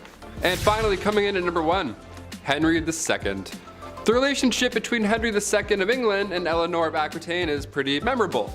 It's memorable in all the wrong ways, of course. When they first met, things were good, dare I say, with both of them. They were both young, and he was gonna be king. He was young, king, guy, young man who's gonna be king. And Eleanor, she was married, but once she got an annulment, their love was good. Their love was good and young and ready to be young king stuff. After the annulment in 1152, Henry and Eleanor tied the knot officially a couple weeks after. Love moves quickly, apparently. Henry started having affairs, because of course he did. At this point in this list, we're not gasping at affairs, sadly. But come 1173, Eleanor had convinced their sons to go against father. Yeah, Henry didn't take this well, and he had Eleanor locked up for 16 years. He had died, so after that point she had resumed the royal roles, because at this point those two boys had grown up and inherited the throne, Richard and John. But being locked up for that long, what a nightmare that relationship was entirely. I figured we'd end on a kind of tame one where she kind of came back and it was good. Kind of good, dare I say? I don't know. Kicking off the list at number 10, leave. One of the first things you'd want to do if you magically were able to travel back to the Middle Ages is come right back. Yeah, it's not knights in shining armor and drinking unlimited IPAs in a heated cot. It was the Dark Ages. It sucked. More often than not, if you lived through the Middle Ages, you never left your village. Because where would you go? The world is also dark and dangerous. Nothing's built yet. You can't warm up in a coffee shop until your Uber arrives, right? Most travelers just slept outside or under some bushes. Records from that time show that the average person didn't travel in their entire life. The rest of this list should also explain why. Number 9, forget a watch. It's pretty easy to find out what time it is today. You can check your smartphone, you can check your watch, you can check your smart watch. We have everything. We don't even have to adjust the hours anymore during daylight savings. That's how easy it is now. You don't even notice anymore. You're like, why is it all of a sudden? Oh, got it. Apple, so good. Back in the Middle Ages, obviously it was harder to check the time. Minutes didn't even exist yet. Yeah, that tripped me out when I was reading this. The day was divided by 7 long hours. They used water clocks, sundials, all that jazz, but none of them could really tell time to the minute.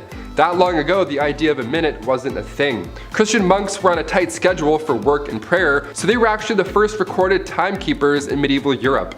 Imagine being referred to as a recorded timekeeper. What time is it? I'm like, 8. They're like, yo, he's good. Let's get out of here. This guy's so good. Even so, the length of those hours depends on what time of year it is. Winter and summer months matter. As a Canadian, let me tell you, these dark, cold winters really do suck. It gets dark at like 4 p.m. now. Finish work, I'm like, well, I guess I'm going to bed. I don't know. Number 8, forget a mask. The plague made a mark on humanity in the Middle Ages. Back then, they didn't wear a mask and social distance. When Europeans were hit with the Black Death in 1348, fleas carried by rats were mostly to blame. Around 1/3 of the population was killed, and it was easily contracted. One sneeze later and your lungs are filling up with liquid. Life expectancy in the late 14th century was 20 years old because of this thing. There was little to no knowledge about germs or how they were spreading, so you'd be in the middle of a literal plague. There'd be bodies lying everywhere, people are dumping their doo-doo out windows, be like, oh, good evening, madam, and then you'd inhale, and then. Number 7, get married. Love is in the air, and in the Dark Ages, marriage was difficult to do. This was long before divorce lawyers came around to get every last drop of you. It was so easy that if you loved somebody, you would just announce that now you're married. Chris, we're married now. Isn't that crazy? That's how easy it was, boom. No need for a priest, big celebration, paperwork? Who has time for that? Nobody likes that. Sex before marriage, of course, was also a no-no, so if somebody just happened to wander into the wrong chamber and caught you doing the dirty, all you'd have to do is lie on the spot and say that you're married, and then be like, get out, weirdo, and they're like, ah, crap, they're married. We'll try again later. But more often than not, witnesses would be asked to be present when this marriage happened, because the sad reality is that guys would often go through all this, get in bed, do the and then deny ever agreeing to the union in the next town when he's shacking up with somebody else. Horrible. Number 6, disturb the peace. When the Toronto Raptors won the NBA championships here, the place looked like Gotham City. Buses were flipped, there was garbage everywhere, people went nuts. Well, it's a good thing basketball wasn't around back in the Middle Ages, because if you disturbed the peace in your local town, maybe you got too drunk, maybe you had an argument, got too loud, maybe there was even a scuffle in an alley, an old 1-2. These situations that are common today usually end up with a slap on the wrist. They'll just send you in an Uber home or put you in the drunk tank. But do any of those things in the Middle Ages and you were locked up in the center of the town for an entire day. You'd be locked to the pillory while the town threw stuff at you and said horrible things. They would assault you verbally all day long in the sun. And depending how bad you were the night before and which town you upset, your punishment could be 30 minutes, it could be short and sweet, or it could be all day long and brutal. Both of these sound awful with a hangover happening at the same time. Hit that thumbs up and keep the peace. Huh? Number 5, George V. Turned out this guy loved stamps. Maybe a bit too much though, I'd say. It was almost distracting. It was taking up many hours of his day. Like, focus on other things, like say maybe, I don't know, the war. King George V continued to collect stamps during World War I. Everyone's trying to stay alive. George is just in the background like,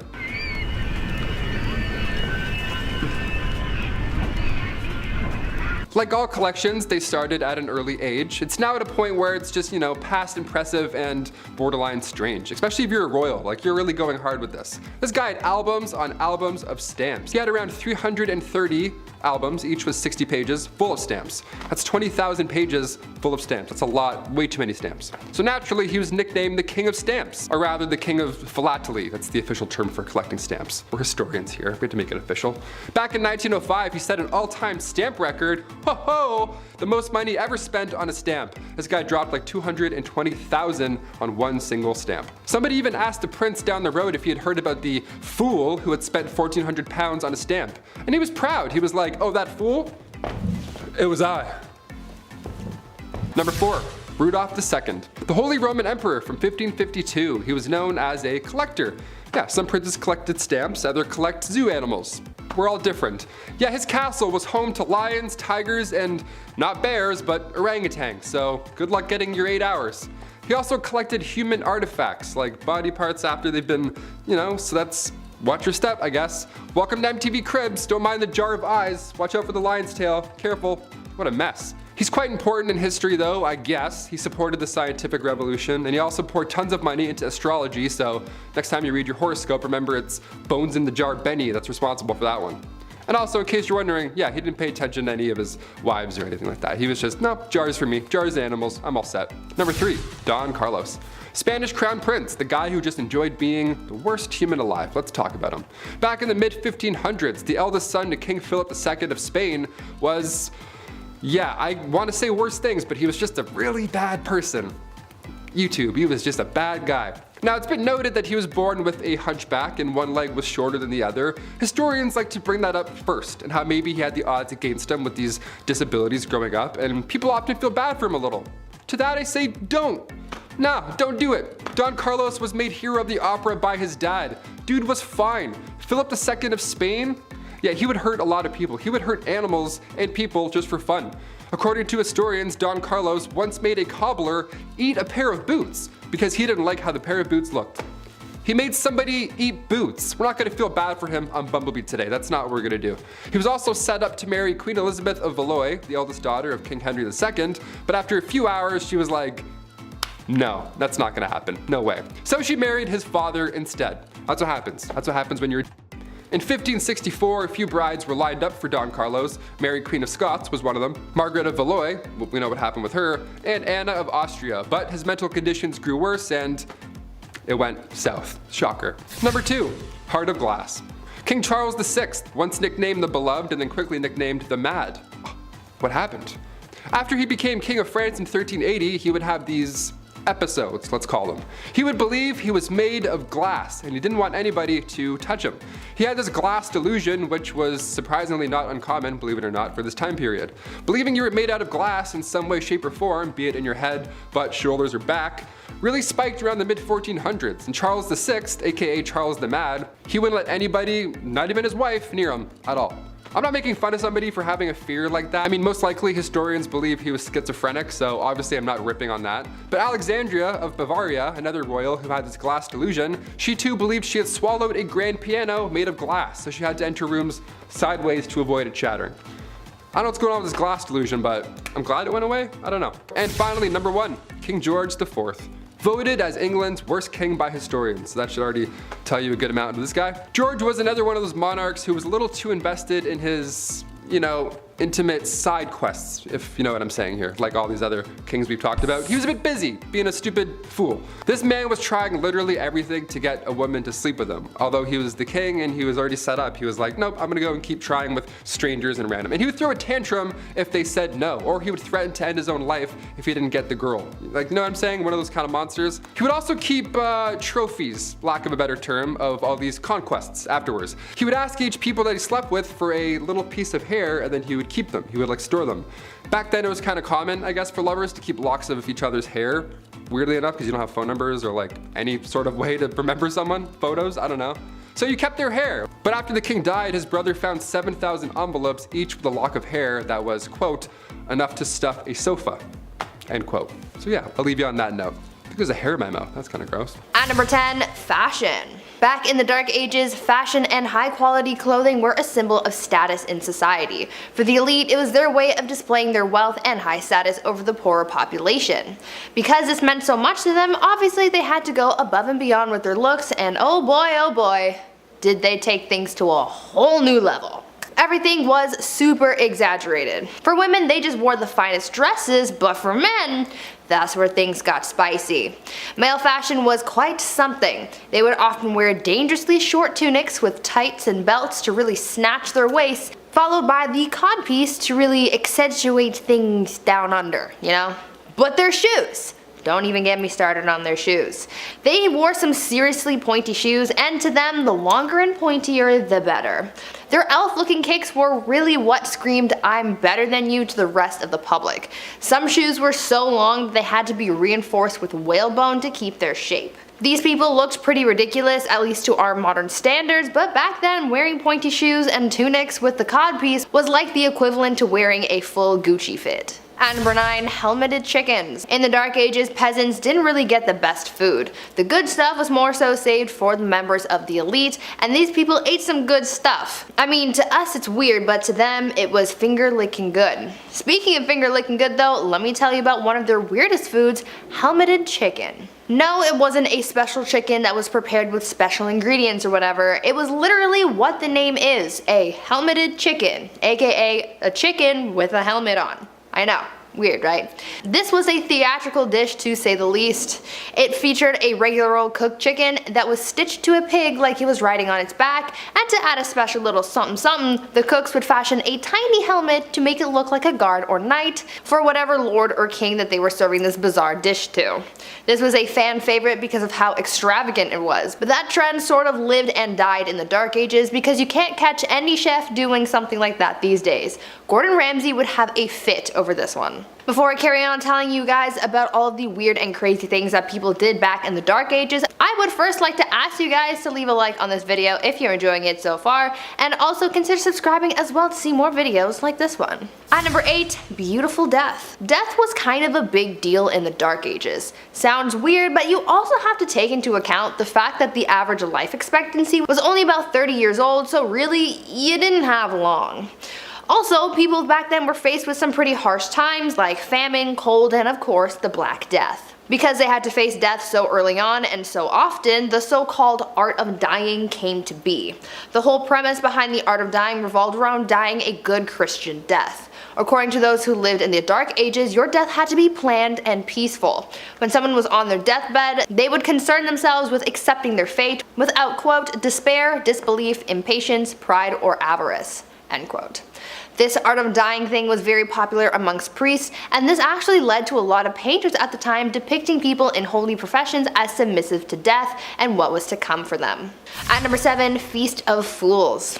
One of the more lively aspects of the Dark Ages was the many festivals and holidays that were celebrated. Though most of the population worked grueling hours for days on end, they often got breaks to hold celebrations. Most holidays and celebrations that were held were religious, but others were just silly and were designed for people to have fun, like the Feast of Fools, for example. The Feast of Fools was held in early January and was inspired by the pagan festival of Saturnalia. This was a pretty interesting festival because it involved swapping the highest respected officials with serving maids, and they became masters and were crowned kings of misrule. This festival first started as something confined to the church, but soon became a bigger affair with parades, comic performances, music, costumes, and even drag. These people really liked their festivals. Another pretty weird festival that they held was the Festival of the Ass, where a young girl carrying a child would ride on the back of a donkey into a church, and during the service, instead of saying amen, they would say hee-haw like a donkey. I know, bizarre, right? At number 6, soccer. These days, people regard soccer, or football, as a modern European sport, and though it is popular in these modern times, it turns out that the sport has been around a lot longer than you might think. Soccer was first played back in the Dark Ages, however, it is very different from the soccer that we know today. Back then, the sport didn't even really have a name, and there were no rules either. The only thing that people followed when playing the game was the objective of winning. Back then, you were allowed to win by any means necessary, besides deliberately offing people, of course. Back then, soccer became known as a pretty brutal sport. It was violent, chaotic, bloody, and sometimes even deadly. It involved an infinite amount of players, so it was really a free-for-all on the playing field. The sport was so intense that in 1314, King Edward II banned the game, decreeing, quote, "on pain of imprisonment, such games to be used in the cities in future," end quote. Glad things have changed since then, because FIFA would be really intense if it hadn't. Number 5, steal. While it's next to impossible to prove your marriage to somebody, it was also pretty tough to catch a thief. No alarms, no cameras, it was literally like Assassin's Creed. You would just throw your hood up, grab an apple, hide it, and then sprint into the woods for 30 minutes and be like, yes, I got away safely. The markup for stealing was also pretty insane for the time, but it made sense. If you stole something worth half a mark in Danish-controlled parts of England, you would be fined 80 times whatever you stole. So you'd better be a track star. If you're stealing that pie, you're like, I gotta go. My family needs this. Each ruler had a different way of dealing with theft, so you may have gotten off lucky sometimes. Not trying to promote stealing here, but I'm talking about a time where people would risk their life to steal a loaf of bread for their family, you know? Not just like pickpocket a BlackBerry. But again, sometimes depending on where you got caught, you would lose an ear or you would lose a hand for stealing a cranberry. Anything over half a mark often resulted in death as a punishment. So run fast. Number 4, blasphemy. When the Catholic Church was running the show during the Middle Ages, you better have been part of the God Squad, or else you're gonna join them, apparently. Thomas Aquinas wrote about blasphemy in the Middle Ages, saying that if we compare murder and blasphemy as regards to the object of those sins, it is clear that blasphemy, which is a sin committed directly against God, is more grave than murder, which is a sin against one's neighbor. On the other hand, if we compare them in respect of the harm wrought by them, murder is the graver sin, for murder does more harm to one's neighbor than blasphemy does to God. Yeah, that's what you gotta deal with if you went back in time. Good luck, hope you're religious. If you spoke ill of the church and had beliefs of your own, God forbid, pun intended, that was one of the most wicked crimes to date. If you were charged with blasphemy, your tongue was removed with hot tongs or pliers. Awful. According to the Old Testament, other punishments would include stoning or hanging. All because you said, I don't like him, I don't like that guy that does things. The way he's doing this, I'm hungry and I'm in pain and my family's dead. I don't know. Sorry. Blasphemy was common because you could accidentally do it, unlike stealing, you know? On my way to the studio today, I slipped on some ice, and let me tell you, if I was in the Middle Ages, I would have been charged twice before 9 a.m. Number 3, live in the city. Okay, you may grow up wanting to live in the big city, the Big Apple, the city that never sleeps. Whatever pulls you to the city, it would have been a lot different back then. Living in the city sucked. It was actually preferred to live in the countryside in the middle of nowhere. Like starving was better than this, really. If you were poor in the city, you had a short and nasty life. Cities were often built near rivers, but it didn't take long for said rivers to be full of sewage. Stinky water. I mentioned the plague earlier. Just like today, numbers pop in large cities, so if disease hit the town pretty hard. Just constantly wiping out these packed crowds over and over. And maybe you're a fan of the nightlife. Maybe you wish you were able to hit up these local medieval taverns, have a ye old IPA, ale, whatever the hell, It wasn't even that fun. Curfews were strict, and if you were caught outside of that curfew, the odds of your drunk self getting robbed would be pretty high. Also, cities had public bathhouses too, which sounds nice, but again, during the Black Death, maybe let's not take a dip today. Let's just wait. Let's just wait a week. Number 2, wear stripes. On Wednesdays, we wear pink, but we never wear stripes. Medieval Europe, if you were caught wearing stripes, maybe you're trying to make a fashion statement, you could literally end up dead. There isn't a gang of mimes that will silently take you out if you wear their colors. No, stripes in medieval Europe was seen as the devil's clothing. There are accounts of real people getting arrested for wearing stripes. That's it. Where and when this began, it's hard to pinpoint, but in 1310, in the French town of Rouen, a cobbler was sentenced to death because he decided to wear stripes that day. It was a big deal though. It wasn't a law that changed depending on what town you're in. It was bigger than that. In 1295, Pope Boniface VIII banned religious orders from wearing any type of striped clothing. So it wasn't like, oh, this town's cool, you can wear stripes here. It's like, no, you're the devil. Bye.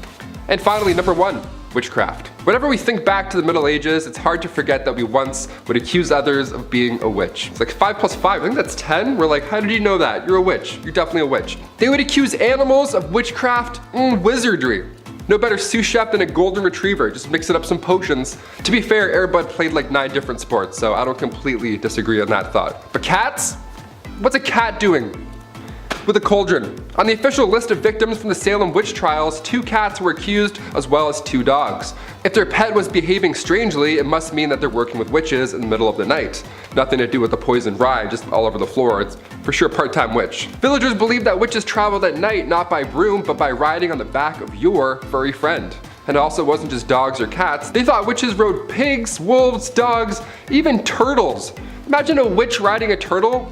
I'd be like, I'm good, I'll beat you there. Even so, if you were convicted of being a witch, you had to confess. If you confessed to being a witch, your life was spared, and oddly enough, if you refused to confess, then you were executed. In the meantime though, being a witch and all, your head was being dunked in water, you were sleep deprived, these horrible torture methods were used until you were so broken that eventually you just admit to being a witch. You're like, fine, me and Air Bud, we witch it up, happy, and then you're fine. If you were suspected of witchcraft, you also had to get naked in front of all these creeps while they looked for the devil's mark. The devil's mark being a birthmark or a mole or freckle, blemish on the skin, whatever. All signs of making deals with the devil, apparently. This thing I would have gone to jail for sure for this one. I would have been dead for this, that's huge. Number 10. What's yours is mine. Maintaining a dynasty and trying to rule over a people is hard. Many people have done it in the past, but if you notice, there isn't that many kingdoms left. So, it's no surprise that in Egypt, one of the largest and most successful civilizations of the ancient world and of all time, had some political strife. Berenice III had lost her husband Ptolemy, and she was doing her best to maintain power. In some serious Alabama energy, Ptolemy XI was made king, a stepson and half-brother. The man wanted it all to himself, and can you blame him? I mean, look at the pyramids. Nice, I'd want him too. He promptly unalived his new queen because power moves. Some people didn't like this, and in some form of poetic justice, he was unalived by the people. What's the lesson in this one? Maybe that you can't trust your strange, closely knit inbred family members? I'm not sure, honestly, but it's just messed up. Number 9. Double Trouble. This one isn't exactly about a king removing a queen like his wife, but it is about kings ceasing the life of their queen, more specifically their mother. Clyricus and Oxythris were the sons of Amistris, a woman handed off in marriage by the mad lad Macedonian himself, Alexander the Great. Well, like a lot of ye olde history, there was some power struggles. A power vacuum had been created in the death of Dionysus. You'd think that wouldn't happen over and over again, but you'll find that a lot in history. The power struggle was solved, and eventually Amistris retired and remarried. Named a town after herself. Things were okay for Amistris. Things were good. But one day her sons came to visit and noticed the mom looked a little thirsty. So they drowned her in a river in a power grab that pretty much immediately backfired, as they too were unalived by the next guy in line. Pretty similar to the last story, but that's history, isn't it? Number 8. one too many. Sometimes when you're king, you're gonna have more than one wife that's 6 feet under. It's just how it goes sometimes. However, I believe there is no better example of this than Afzal Khan, whose actions were so egregious that I did a literal double take after learning about what this king had done. See, Afzal didn't just unalive one wife or a couple like history's favorite King Henry VIII. No, my busy bees. He is responsible for the termination of 63 wives, not wives. I'm not sure what kind of guy would make that kind of mistake. In fear of losing them to an invader who treated women slightly better, he had his soldiers give them a tall glass of drowning. Those who tried to escape were cut down without mercy. Yeah, I lived next door to the chief. He invited me in for a cup of tea. I sat down and he said, "That ain't it." You know something's messed up if I'm overusing that joke. Number 7. 20 years of therapy. Elizabeth of Bosnia was a very unpopular queen and unfortunately had to often defend her throne with violence. As it turns out, this did not bode well. Many people wanted revenge and honestly just to take her position of power. Elizabeth, understanding perhaps her times might be numbered, was going to try everything she could to keep her bloodline in power. The passing of her king husband only made things worse. In her attempts to escape the impending doom, she was captured and imprisoned by her new owners. She was eventually released. Oh, did I say released? I meant as punishment she was strangled in front of her daughter. Now, I'm not a psychiatrist, I'm more of a bumbling fool, but that just can't be healthy for you. Emotional damage. Number 6. Bad divorce. Pedro of Castile was doing as the European monarchs do. Sometimes you gotta marry for alliances.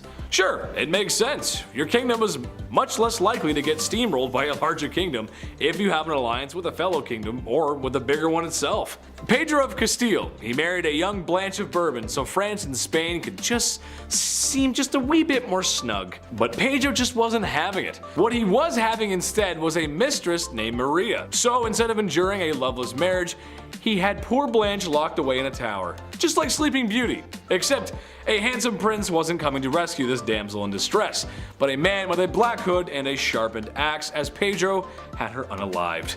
I was gonna make a joke about Rapunzel and let down some hair so she could make an escape, but I mean, that's just awful, really. I mean, imagine being locked up in a tower for a long time. Sure, I love the indoors, but you gotta let me out at some point, Chief. Do you think I get a food delivery app up in that tower? Maybe. Number 5. Domestic disturbance. William the Conqueror was one down bad dude. The illegitimate ruler to the throne left a bad taste in some people's mouths, and was just as ruthless in silencing those rebellions that were always uprising against him as he was with the famous battles he was a part of, like the Battle of Hastings. But what I think he should be remembered by is the way he asked Matilda to marry him, or rather the extreme measures he took when she refused his advances because he was an illegitimate leader. William dragged Matilda by the hair out into the middle of the street and beat her until she agreed to marry him. I don't have to tell you how messed up that is, and I sure hope I don't. Number 4. Nero Sauna. The Romans were kind of a big deal, especially if you're into history. Large city, culture, and some other structures are still around today. That's kind of cool. But while the city of Rome may have been the best city on earth at the time, Romans themselves could use a little work. Meet Emperor Nero, the vicious leader of Rome who became emperor through ill-gotten gains. However, in what may have been one of the first acts of flexing the male patriarchy, the divorce or forced separation of his wife Claudia Octavia comes to mind. It was a rocky marriage from the start. There was a general dislike from the very beginning, but when Nero remarried, as emperors did, he had Octavia banished to an island, where shortly after she would be suffocated in a hot vapor bath. Her demise was sad for most Romans. Oh yeah, and they tried to make it look like she did herself in. That's messed up, man. Number 3. Pedestal. I think in a healthy relationship, you ought to put your partner on a pedestal sometimes. Maybe your partner is drop dead gorgeous. A promising athlete. Really enjoys collecting stamps. You go, little rock star, collect those presidential stamps. However, Emperor Caligula of Rome had some other ideas. He would literally put his wife, who he claimed to love, up on a pedestal stark naked, and let his friends in the military gawk and glare at her. He would also say to her that he could end her life whenever he wanted, and put a knife against her for no reason. Weird flex, but okay. This guy was awful to everyone, as he tormented and unalived so many people. Well, you sure wouldn't want to see his face everywhere, as he liked to do just that. built statues of himself everywhere because after losing your family to his tyranny and looking at his wife, you need to know who's responsible for all this. That's messed up. Number 2, Duzong Duzong Duzong. That wouldn't really be a great fraternity name, would it?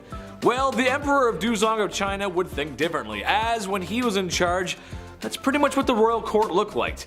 Enough drinking to keep AA in meetings for 100 years, and enough ladies of the evening to...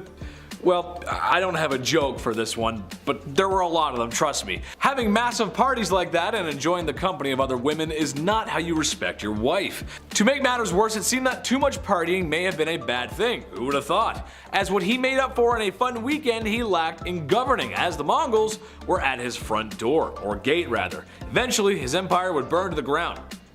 All thanks to alcohol, and many women who laid down for their lives, literally. Number 1, side piece. Look, I enjoy the company of a woman just as much as the next king sits on his throne. But in my opinion, once you find a wife, it's time to settle down, relax, no more crazy parties like Duzong. This is another generalization, but every king did this. Every king in the past has had mistresses, as if that is a totally okay thing to do to your wife and oftentimes the queen of your kingdom. I'm a reasonable guy, so maybe I can see having your side piece waiting in the wings to be stage center, but it's never one, is it? It's always multiple. Ladies of the past, all I can say is make sure you give birth to a boy and watch your back. They're coming for you. Number 10. No one's ever really gone. You may have heard that said when losing a family member, a pet, or in the worst Star Wars movies ever made. Sorry, not sorry Disney, those are terrible. But perhaps there is someone who is never really gone. Genghis Khan. Yes, that's right. The ruthless Mongol warrior who conquered so much in his time that we're still talking about it today. So why is this big bad warrior still with us today? Well, that's because of DNA. Yeah, in his time there was lots of activities going on, besides the usual pillaging the village and unaliving those who oppose you. There were a lot of happy endings, let's say, and by that I mean forced non-YouTube friendly conduct bedroom happy endings. So much so that when a study was conducted back in 2003, 8% of men in Asia were thought to be descendants of the mighty man himself.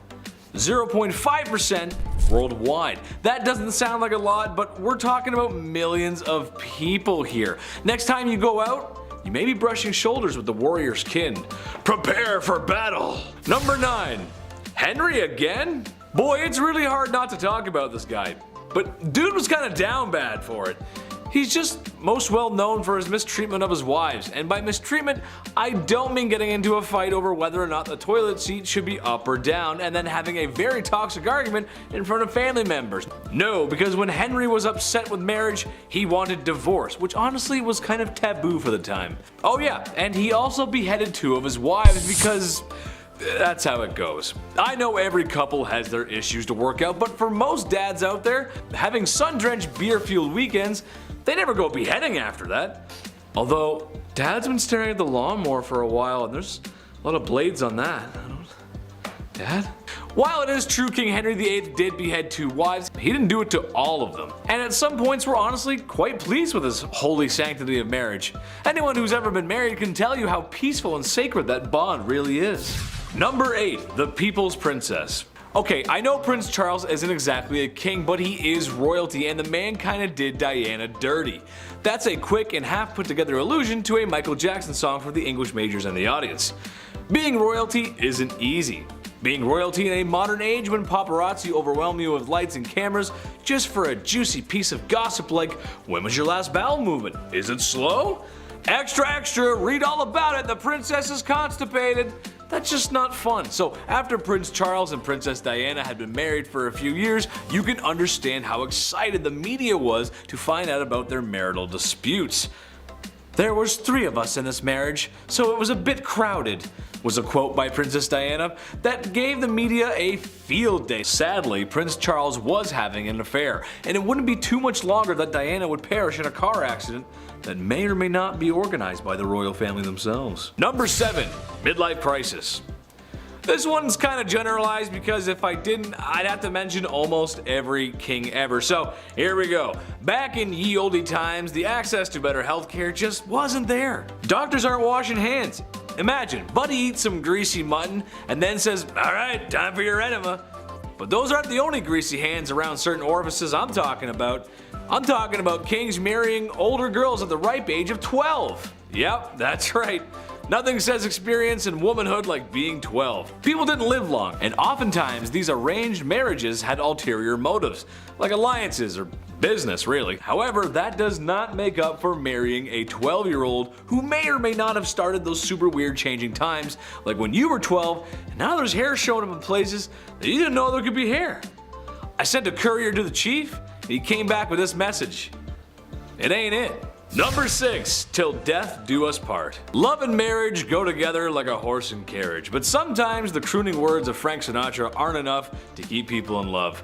Sometimes marriages end up like the ones we see on sitcoms, but when there's no laugh track, it's not very funny, and sometimes divorce is the answer. Medieval Germans thought this too, and something they practiced was divorce by combat. Basically, the man goes into a hole with his arm tied behind his back, and the woman is free to move around with a sack of rocks. These proceedings are strange, as I'm sure no husband or wife married today would ever get so frustrated with one another that they would want to hit one another on the head with rocks. Oh, the blessings of being married. Number 5, women's rights. Listen, it would be difficult to talk about this list without bringing it up. And ladies, all I want you to know is that you're gorgeous and I love you. But queens of the past, although they might be royalty, were severely lacking in rights. This is a time when men ruled, literally, and unfortunately that means a lot of women got the raw end of the deal. Just as an example, women have only been able to vote in the United States since 1920. There was a lot of work that had to be done, which sounds like a long time, but it really isn't. Women of the past, and especially the medieval world, basically needed a man to walk through their life, whether they liked it or not. Can't own property, business, can't sign contracts, basically everything they need to do has to go through their husbands first. Sure, royals had it easier, but I'd argue if someone could just unalive you or lock you away in a tower without consequence, do you really have rights at all to begin with? I don't know, I don't think so, that's not right. We're gonna do better, we'll do better. Number 4. Herod the Not So Great. Herod the Great was the king of Judea in 37 BC. Herod the Great was also a monster. I know I've given Henry VIII grief for Anne Boleyn, but Buddy here, he just throws out wives like it's his business. Well, it kind of was, actually. He was a busy man, having an estimated 14 children with different wives. There's also a good chance that there was more, being since that female births were just not recorded. He also unalived a lot of other people too. This guy was just so much of a tyrant that both Jewish and Christian faiths depict him as a tyrant. Way to go, dude. Nice.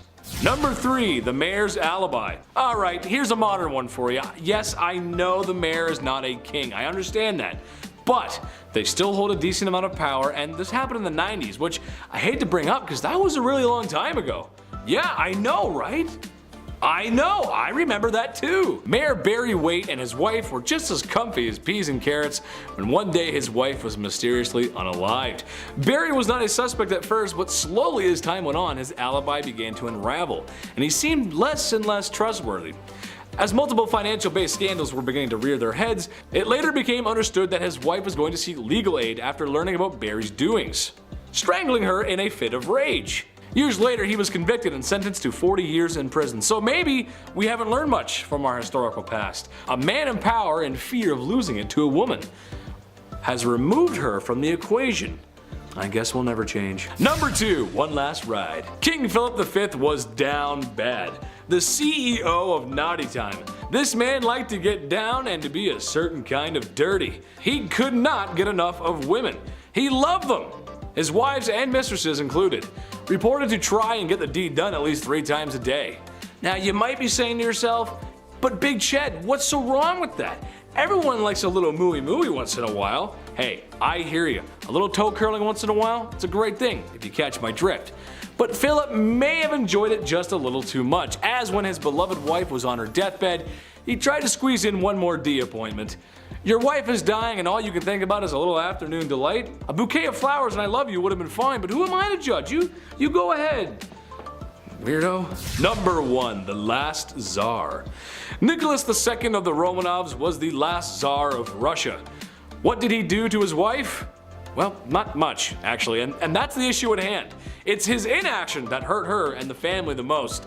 You see, Russia was an interesting nation in the early 1900s. As most nations were modernizing, Russia was still somewhat stuck in the past. A lack of rights for anyone, no industry, and the monarch was kind of oppressive. Well, Nicholas the Tsar was going to change it. At some point, maybe. Okay, well, he didn't. It would take a whole history class to break down what actually happened during those crucial years, but in a nutshell, there was this new fun idea called communism. And with the lack of the Tsar's support to the people, and this is serious neglect we're talking about here, the people revolted. The monarchy was overthrown, and in an event that's actually quite sad, the Tsar and his whole family were unalived by the new government. His inaction got his wife done in. Way to go, Nikki. Number 10, playing football. Considering football, soccer for my fellow North Americans, it's basically a religion in England, it's hard to imagine them ever having a world without it. But the football they played back in the day had far less rules and was a lot rougher on the players and the infrastructure. It could have an infinite number of players and could take part across an entire village. The goals were sometimes set miles apart, and the game would often be used to settle disputes. So soon, actual brawls of tumbling, angry bodies would muck about with each other. But hey, according to the rules, you had to do everything you could to win, so if that meant punching a guy out or destroying a fruit cart, that's what you did. It also wasn't strictly football, you could use any part of your body. But the game became so damaging that King Edward II had to put a ban on it. It was causing too much injury and property damage. He forbade the games and condemned any who disobeyed to imprisonment. You'd think he would have just forced people to play by safer rules, not ban it altogether, but oh well. It's back now! Number 9, outrageous men's fashion. I finally found the reason as to why men's fashion has plateaued at the suit thing. I sense a colorful change in the wind nowadays though. But the last time they went really outrageous, they ended up getting punished for it. Medieval Europe was one of the most colorful periods of men's fashion to date. Anglo-Saxon men wore tunics, trousers, leggings, and strappy leather shoes tied together with belts and girdles. Oh, but that's not all. Oh no, that's not all. Cod pieces were introduced later on. What is a cod piece, you ask? It was a piece of flair that men used to use to advertise their endowment, as it were. As you can suspect, they got quite big. As did their shoes. The longer the shoes, the richer you appeared, and the more pronounced the cod piece, well, I think you get the point. Men who wore pointier shoes had a higher social position, some shoes were longer, anyways. But from 1337 onwards, laws were passed to preserve decency. No one was to wear a tunic that did not cover their buttocks or genitals. Offenders were fined 20 shillings, which is around £700 today, or roughly $1,400 Canadian. Number 8, swans. This is actually a thing, and it has been since the 12th century England. It must be kind of weird just partly being born into the royal family, becoming queen and king, and being told, yes, you own all of England, and you own all of the swans. What? Yes, you have to attend the swan upping. What the heck is that? Well, since the 12th century, the English crown has owned all wild, mute swans in open water. Over time, they allowed other select individuals to have some swans. These privileged individuals had to mark their bird to distinguish them from royalty, a tradition which continues today. The Queen only exercises the right over wild, unmarked swans near the Thames. The royal swan upping is when all of the swans on the River Thames are counted, checked for their marks, and then released. The royal swan marker is currently David Parker, and apparently it's one of the Queen's favorite things to do. That's adorable. Number 7. Medieval masks. Now, to go with laws that make no sense, there are punishments that also make no sense. There is a sweet satisfaction in seeing someone with egg all over their face, I'll admit. Which is why people in the Middle Ages like to serve out punishments that dealt out a good deal of embarrassment. Which is why, for non-violent crimes, people went all out. One comical form of punishment was making criminals wear terrifying masks that were terrifying to look at. They were either paraded around town or placed in the stocks to frighten babies and passerbys. They also made crime-specific badges that you had to wear for the rest of your life. One such badge was a depiction of 2 huge red tongues, bigger than your hand, which indicated perjury. Good luck getting a date or a job with that one. Number 6. Scold's bridle. And with the theme of odd laws, we continue with some pretty weird punishments. This one also ties into a little one we're going to talk about later, see if you can guess. Don't scroll. The Scold's bridle was a terrifying looking contraption that was built to punish women who ran their mouths. That's right, it was a crime as a woman to have an opinion, or to basically say anything anyone didn't like. They were largely designed to humiliate women who wore them, not to inflict any horrid pain, but there was a little bit. Just the shame though, that was the big thing. The bridles would be strapped onto the head with bits in the mouth like horses. The bits had spikes, so it did hurt a little, but this would prevent the wearer from speaking. They were expected to parade around in this medieval headwear for 12 hours so that they would learn their lesson. Number 5. Keel hauling. Not to be confused with Kegels. Keel hauling was reserved for the worst of the worst at sea. This was used by pirates for sailors who disobeyed orders and all that jazz. The victim would be suspended by a rope with rocks or weights around their ankles, then they're lowered to the keel of the ship where all the sharp barnacles live. After so long, these ships are so old, it's just piled on layers and layers of barnacles. Then they would get dragged all along them with the water and everything. Water plus pain, it's a lot, it's a deadly combination. Anything to do with barnacles in the sea, no chance. I'll literally tell you anything, Blackbeard. Anything. Number 4, solitary confinement.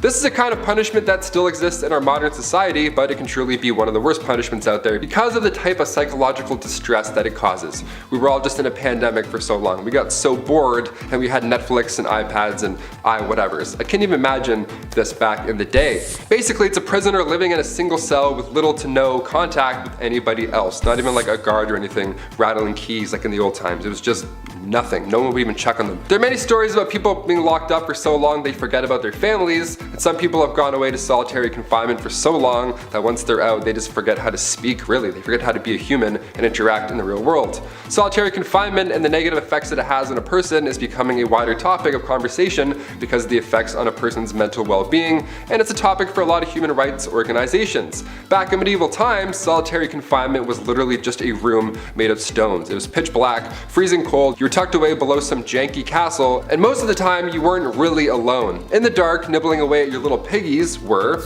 number 3, rats. Another Game of Thrones classic.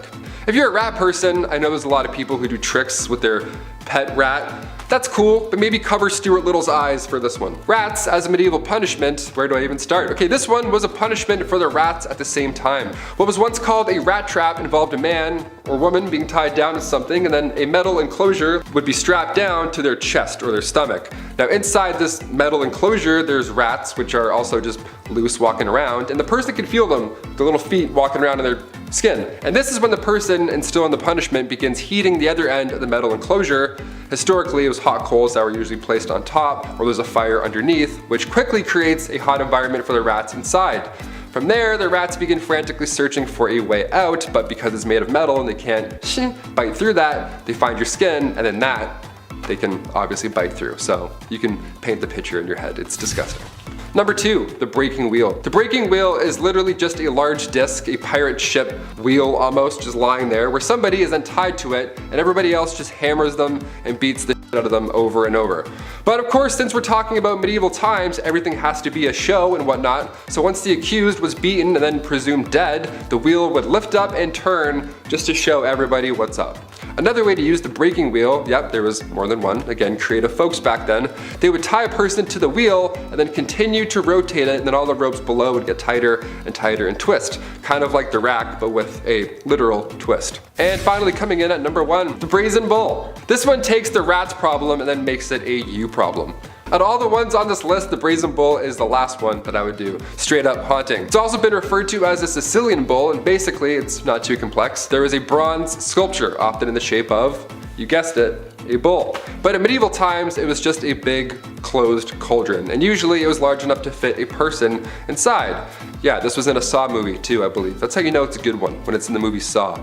So once the person was locked inside or it was leaned over so they couldn't get out, a fire would then be set underneath this bull, and then you can probably figure out the rest in your head. They would even engineer the bull so that when somebody screamed, it sounded like a bull's roar. How fun is that? How fun is history? I'm learning so much about history that's fun on BumbleBee, and I hope you are too. If a part 2 is in your deepest desires, hit that thumbs up and I'll come back and throw up a few times and talk some more smack. Kicking off the list at number 10, boiling. Whenever I get in a bath that's too hot, I think of the medieval times. I can't help it. I can't believe this was once a real thing. I get chills thinking about it. Either water or oil would be used for this ancient punishment. To die by being boiled, that was reserved for those who poisoned others. So if you have any vials of poison, toss it. Don't do it, man. Trust me. In 1531, the time King Henry VIII was running the show, they made boiling a capital punishment. So poisoning somebody back then was equal to treason. Therefore, it was agreed you should be boiled slowly in front of like a room full of people. I would say that's the worst, but I know what's also to come on this list. Number 9, water. Taking a step away from the worst physical thing one could possibly go through, let's take a look at how far the mind will go before it too breaks. Sensory deprivation is still around today. In fact, there's many who pay for it. Yeah, they lie in a dark tub full of salt, then they float and listen to Childish Gambino. It's a magical experience. Your senses are powerful, especially combined with water. So this dripping machine, this old water punishment, that was just all bad. You had ice cold water dripping on your forehead and your face over and over for hours and hours. Drops would be at different random times so you couldn't predict it as well. My toes are wiggling while I'm talking about this. This is making me anxious right now. In medieval times, they would tie you down and then using a horn, a big ass funnel, they would pour 9 pints of water down your throat. So water is horrible in many ways. Number 8, fire. Can't talk about medieval punishments without mentioning this witchy classic. Commonly practiced in Babylonia and ancient Israel, then later on in Europe with the classic witch hunts, burning at the stake didn't come from churches, like many believe. They didn't call the shots there at all. That was mainly how small towns settled local beef. Yeah, by burning at the stake, instead of just like a fist fight at the park. Burning at the stake came in full swing way back in 1431 in France. French disbelievers like Joan of Arc, they were burned at the stake. It was crazy that they actually did this as a form of punishment. This is one of the worst medieval punishments, and believe me, there's a little bit of a silver lining here. It was quicker than most. Sometimes. Gunpowder was sometimes used so that the burning and stuff would be much faster and brighter and louder and much more horrible. A lot worse on paper, but a lot faster. So honestly, I think it's better. History is insane. Another red hot punishment used in medieval times was when the accused had to hold a red hot iron bar and then walk a few steps with it. A red hot iron bar, your hands were literally toast at that point. Here's where it gets even worse though. 3 days later, the accused would come back to the court, and then when the bandages were removed, if their hands were healing, they started to heal, they were deemed innocent. They were on the path to goodness and whatever. If their hands were still in horrible condition from, say, I don't know, holding a red hot iron bar, then they were pronounced guilty. That's how the courts worked back then. Number 7, the rack. On to something not so hot and fast, but rather dull and slow. The rack is surprisingly well known. It was originally introduced to the Tower of London around 1420. The Duke of Exeter referred to this device as his daughter. What a weirdo. It's like guys who call their car like she. It's like, okay, just a little bit too close to your automobile, man. Relax. It was an open bed frame type device where your ankles were tied at the bottom and your hands were tied at the top. Already we're off to a horrible start. It was horizontal as well, and sometimes it was up. It was all bad. It would just leave you hanging by these ropes, and these ropes were slowly tightened more and more, obviously causing some problems to muscles and joints that were, holding things in place. This was done to extract information. This is also one of the worst things I've heard. Even getting tickled like this would be horrible. I couldn't even imagine. I make jokes because I'm uncomfortable. Honestly, hit that thumbs up to spread some good vibes because we're not even halfway done, folks. Number 6, molten metal. This was another form of capital punishment, and if you've seen Game of Thrones, it'll ring a familiar bell. A few of these do, actually. Yikes. Metal would be heated up in a cauldron for a long time to the point where it was liquid. It was molten metal, just a soup of minerals. Look, we said this video wasn't for the faint-hearted, and here at BumbleBee, we like to keep that promise. They would then pour the molten metal on your head, or more commonly known, they pour it down the throat of the accused. Obviously, it wasn't done as a method to extract information, it was done to brutally end someone's life. Because they're not talking after that, of course. Execution by molten metal was supposedly done to a wealthy Roman general, Marcus Licinius Crassus, back in ancient times. The metal would burn your muscles and skin, literally cooking it, and then after a few moments, it would harden. Bad, not good. Number 5, witchcraft. All the way back in 1542, the UK Parliament passed the Witchcraft Act, which condemned anyone who practiced the art to death. It was repealed 5 years later, then reinstated with flair in 1562, meaning they added more oomph to it. This led to many women being sentenced to gruesome interrogations, trials, and death punishments such as burning at the stake. How does one know that someone was a witch? Well, point 1, they look like one to you. 2, if you threw a hog-tied woman into a pond and she floated, she was a witch. Number 3, you're a woman and financially independent. Number 4, you're old. Honestly, the list goes on. Anyone could be accused of being a witch. If someone wanted an easy way to get rid of you, they could just whisper in someone's ear that you bewitched them when they were dreaming. Number 4, failure to entertain. Today, if a comedian doesn't make us laugh or we don't enjoy a TV show, we just change the channel. But back in medieval times, failure to entertain the king or queen could result in your death. Nicolas Ferial was one of the most famous jesters in history, for instance, known as Triboulet. He entertained King Louis XII and Francis I in France during the 1400s. He was born with a smaller head and brain than other children, which affected his neurological and physical appearance. The king seemed to be amused by this, and so he served as his jester. He wasn't academically smart, but boy was he witty. But sometimes his wit took him too far. This got him eventually into trouble, and Francis I decided to have him executed. Why he didn't just fire him and kick him out in the first place, no idea. He must have said something that really towed the line. But everything was extreme back then, keep in mind. But the king asked him how would he like to die, and Triboulet cleverly replied, old age. This broke the king's foul mood because damn, it was a good joke, and had him exiled from the realm instead.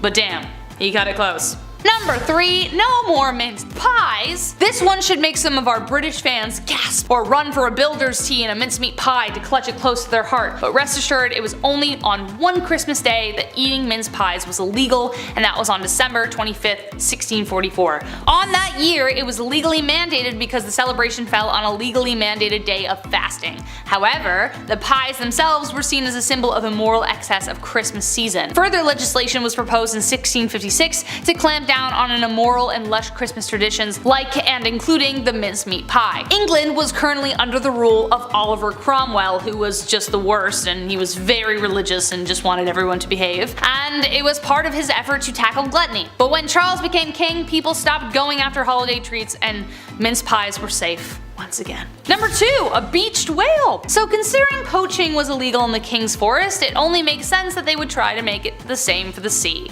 Back then, they really ate everything they could get their hands on, from lamprey to goose to porpoise and now whale. Whales were seen as a royal fish, and if one washed up on shore, they automatically became the property of the royals in charge. The law was passed by Edward II in 1324 because he just loved whales. He decreed that all whales, sturgeons, dolphins, and porpoises caught within 5k of shore were considered royal fish. Their meat and oil fetched a lot of money at the markets, and the rich liked to covet it for their own, so it was for selfish reasons that he made this rule. But funny enough, the law has never been repealed, and you need to ask Queen Liz for permission to sell it, though I doubt she'd say no. Number 1, animal trials. So it turns out that not only were humans punished if they did something illegal, it was also animals as well. In medieval times, apparently it was a regular thing to put animals on the stand. Everything from hogs, beetles, rats, mice, cockerels, you name it. Absolute craziness. In the 14th century, local people even prosecuted Spanish flies. They have no control, they don't even know what they're doing. Spanish flies were dangerous to livestock and would ruin vegetation. Needless to say, they weren't well liked. So, they were appointed a lawyer and given great dignity in court, though the verdict was obviously not favorable because they couldn't speak for themselves. They were condemned and banished from a plot of land. It was believed that animals who committed a crime were possessed by the devil, and to let them go unpunished would give the devil permission to take over human affairs. So they would like literally hang pigs by nooses to punish them. Did the flies actually ever come back? Probably, but at least the humans felt better about it. Kicking off the list at number 10, a goodnight kiss. We'll start off funny, okay? History can be funny sometimes, even when it's not meant to be, and it's meant to be completely serious. I can't help but read this information and laugh. Royals were sweating constantly about people trying to take them out, of course. I mentioned Boy Jones on here a few times. That guy stalked the queen over and over for years. Historically, these royals have been on the lookout for enemies, and the way that they prevent these attacks, yeah, sometimes it can be a little funny. Like the kissing sheets, for example. Have you heard about this weird position in the castle? What an odd job this is. A great deal of monarchs hired taste testers to make sure nobody poisoned their ale, which is, pretty lousy job there. Either having a good day or a bad day, no in between.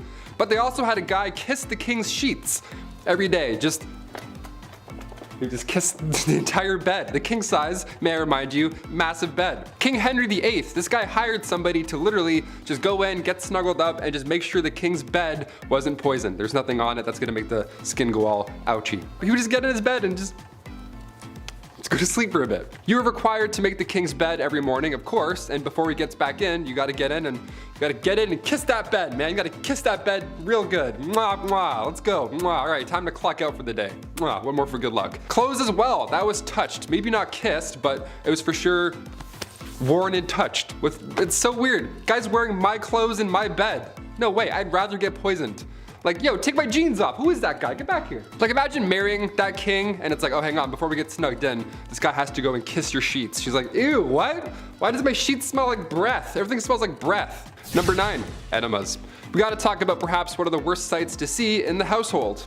Back in the olden days, enemas were the talk of the town. Well, rather, the palace. Like most things in the 1400s, only the rich could afford the enema supplies, specifically King Louis XIV. Guy loved enemas.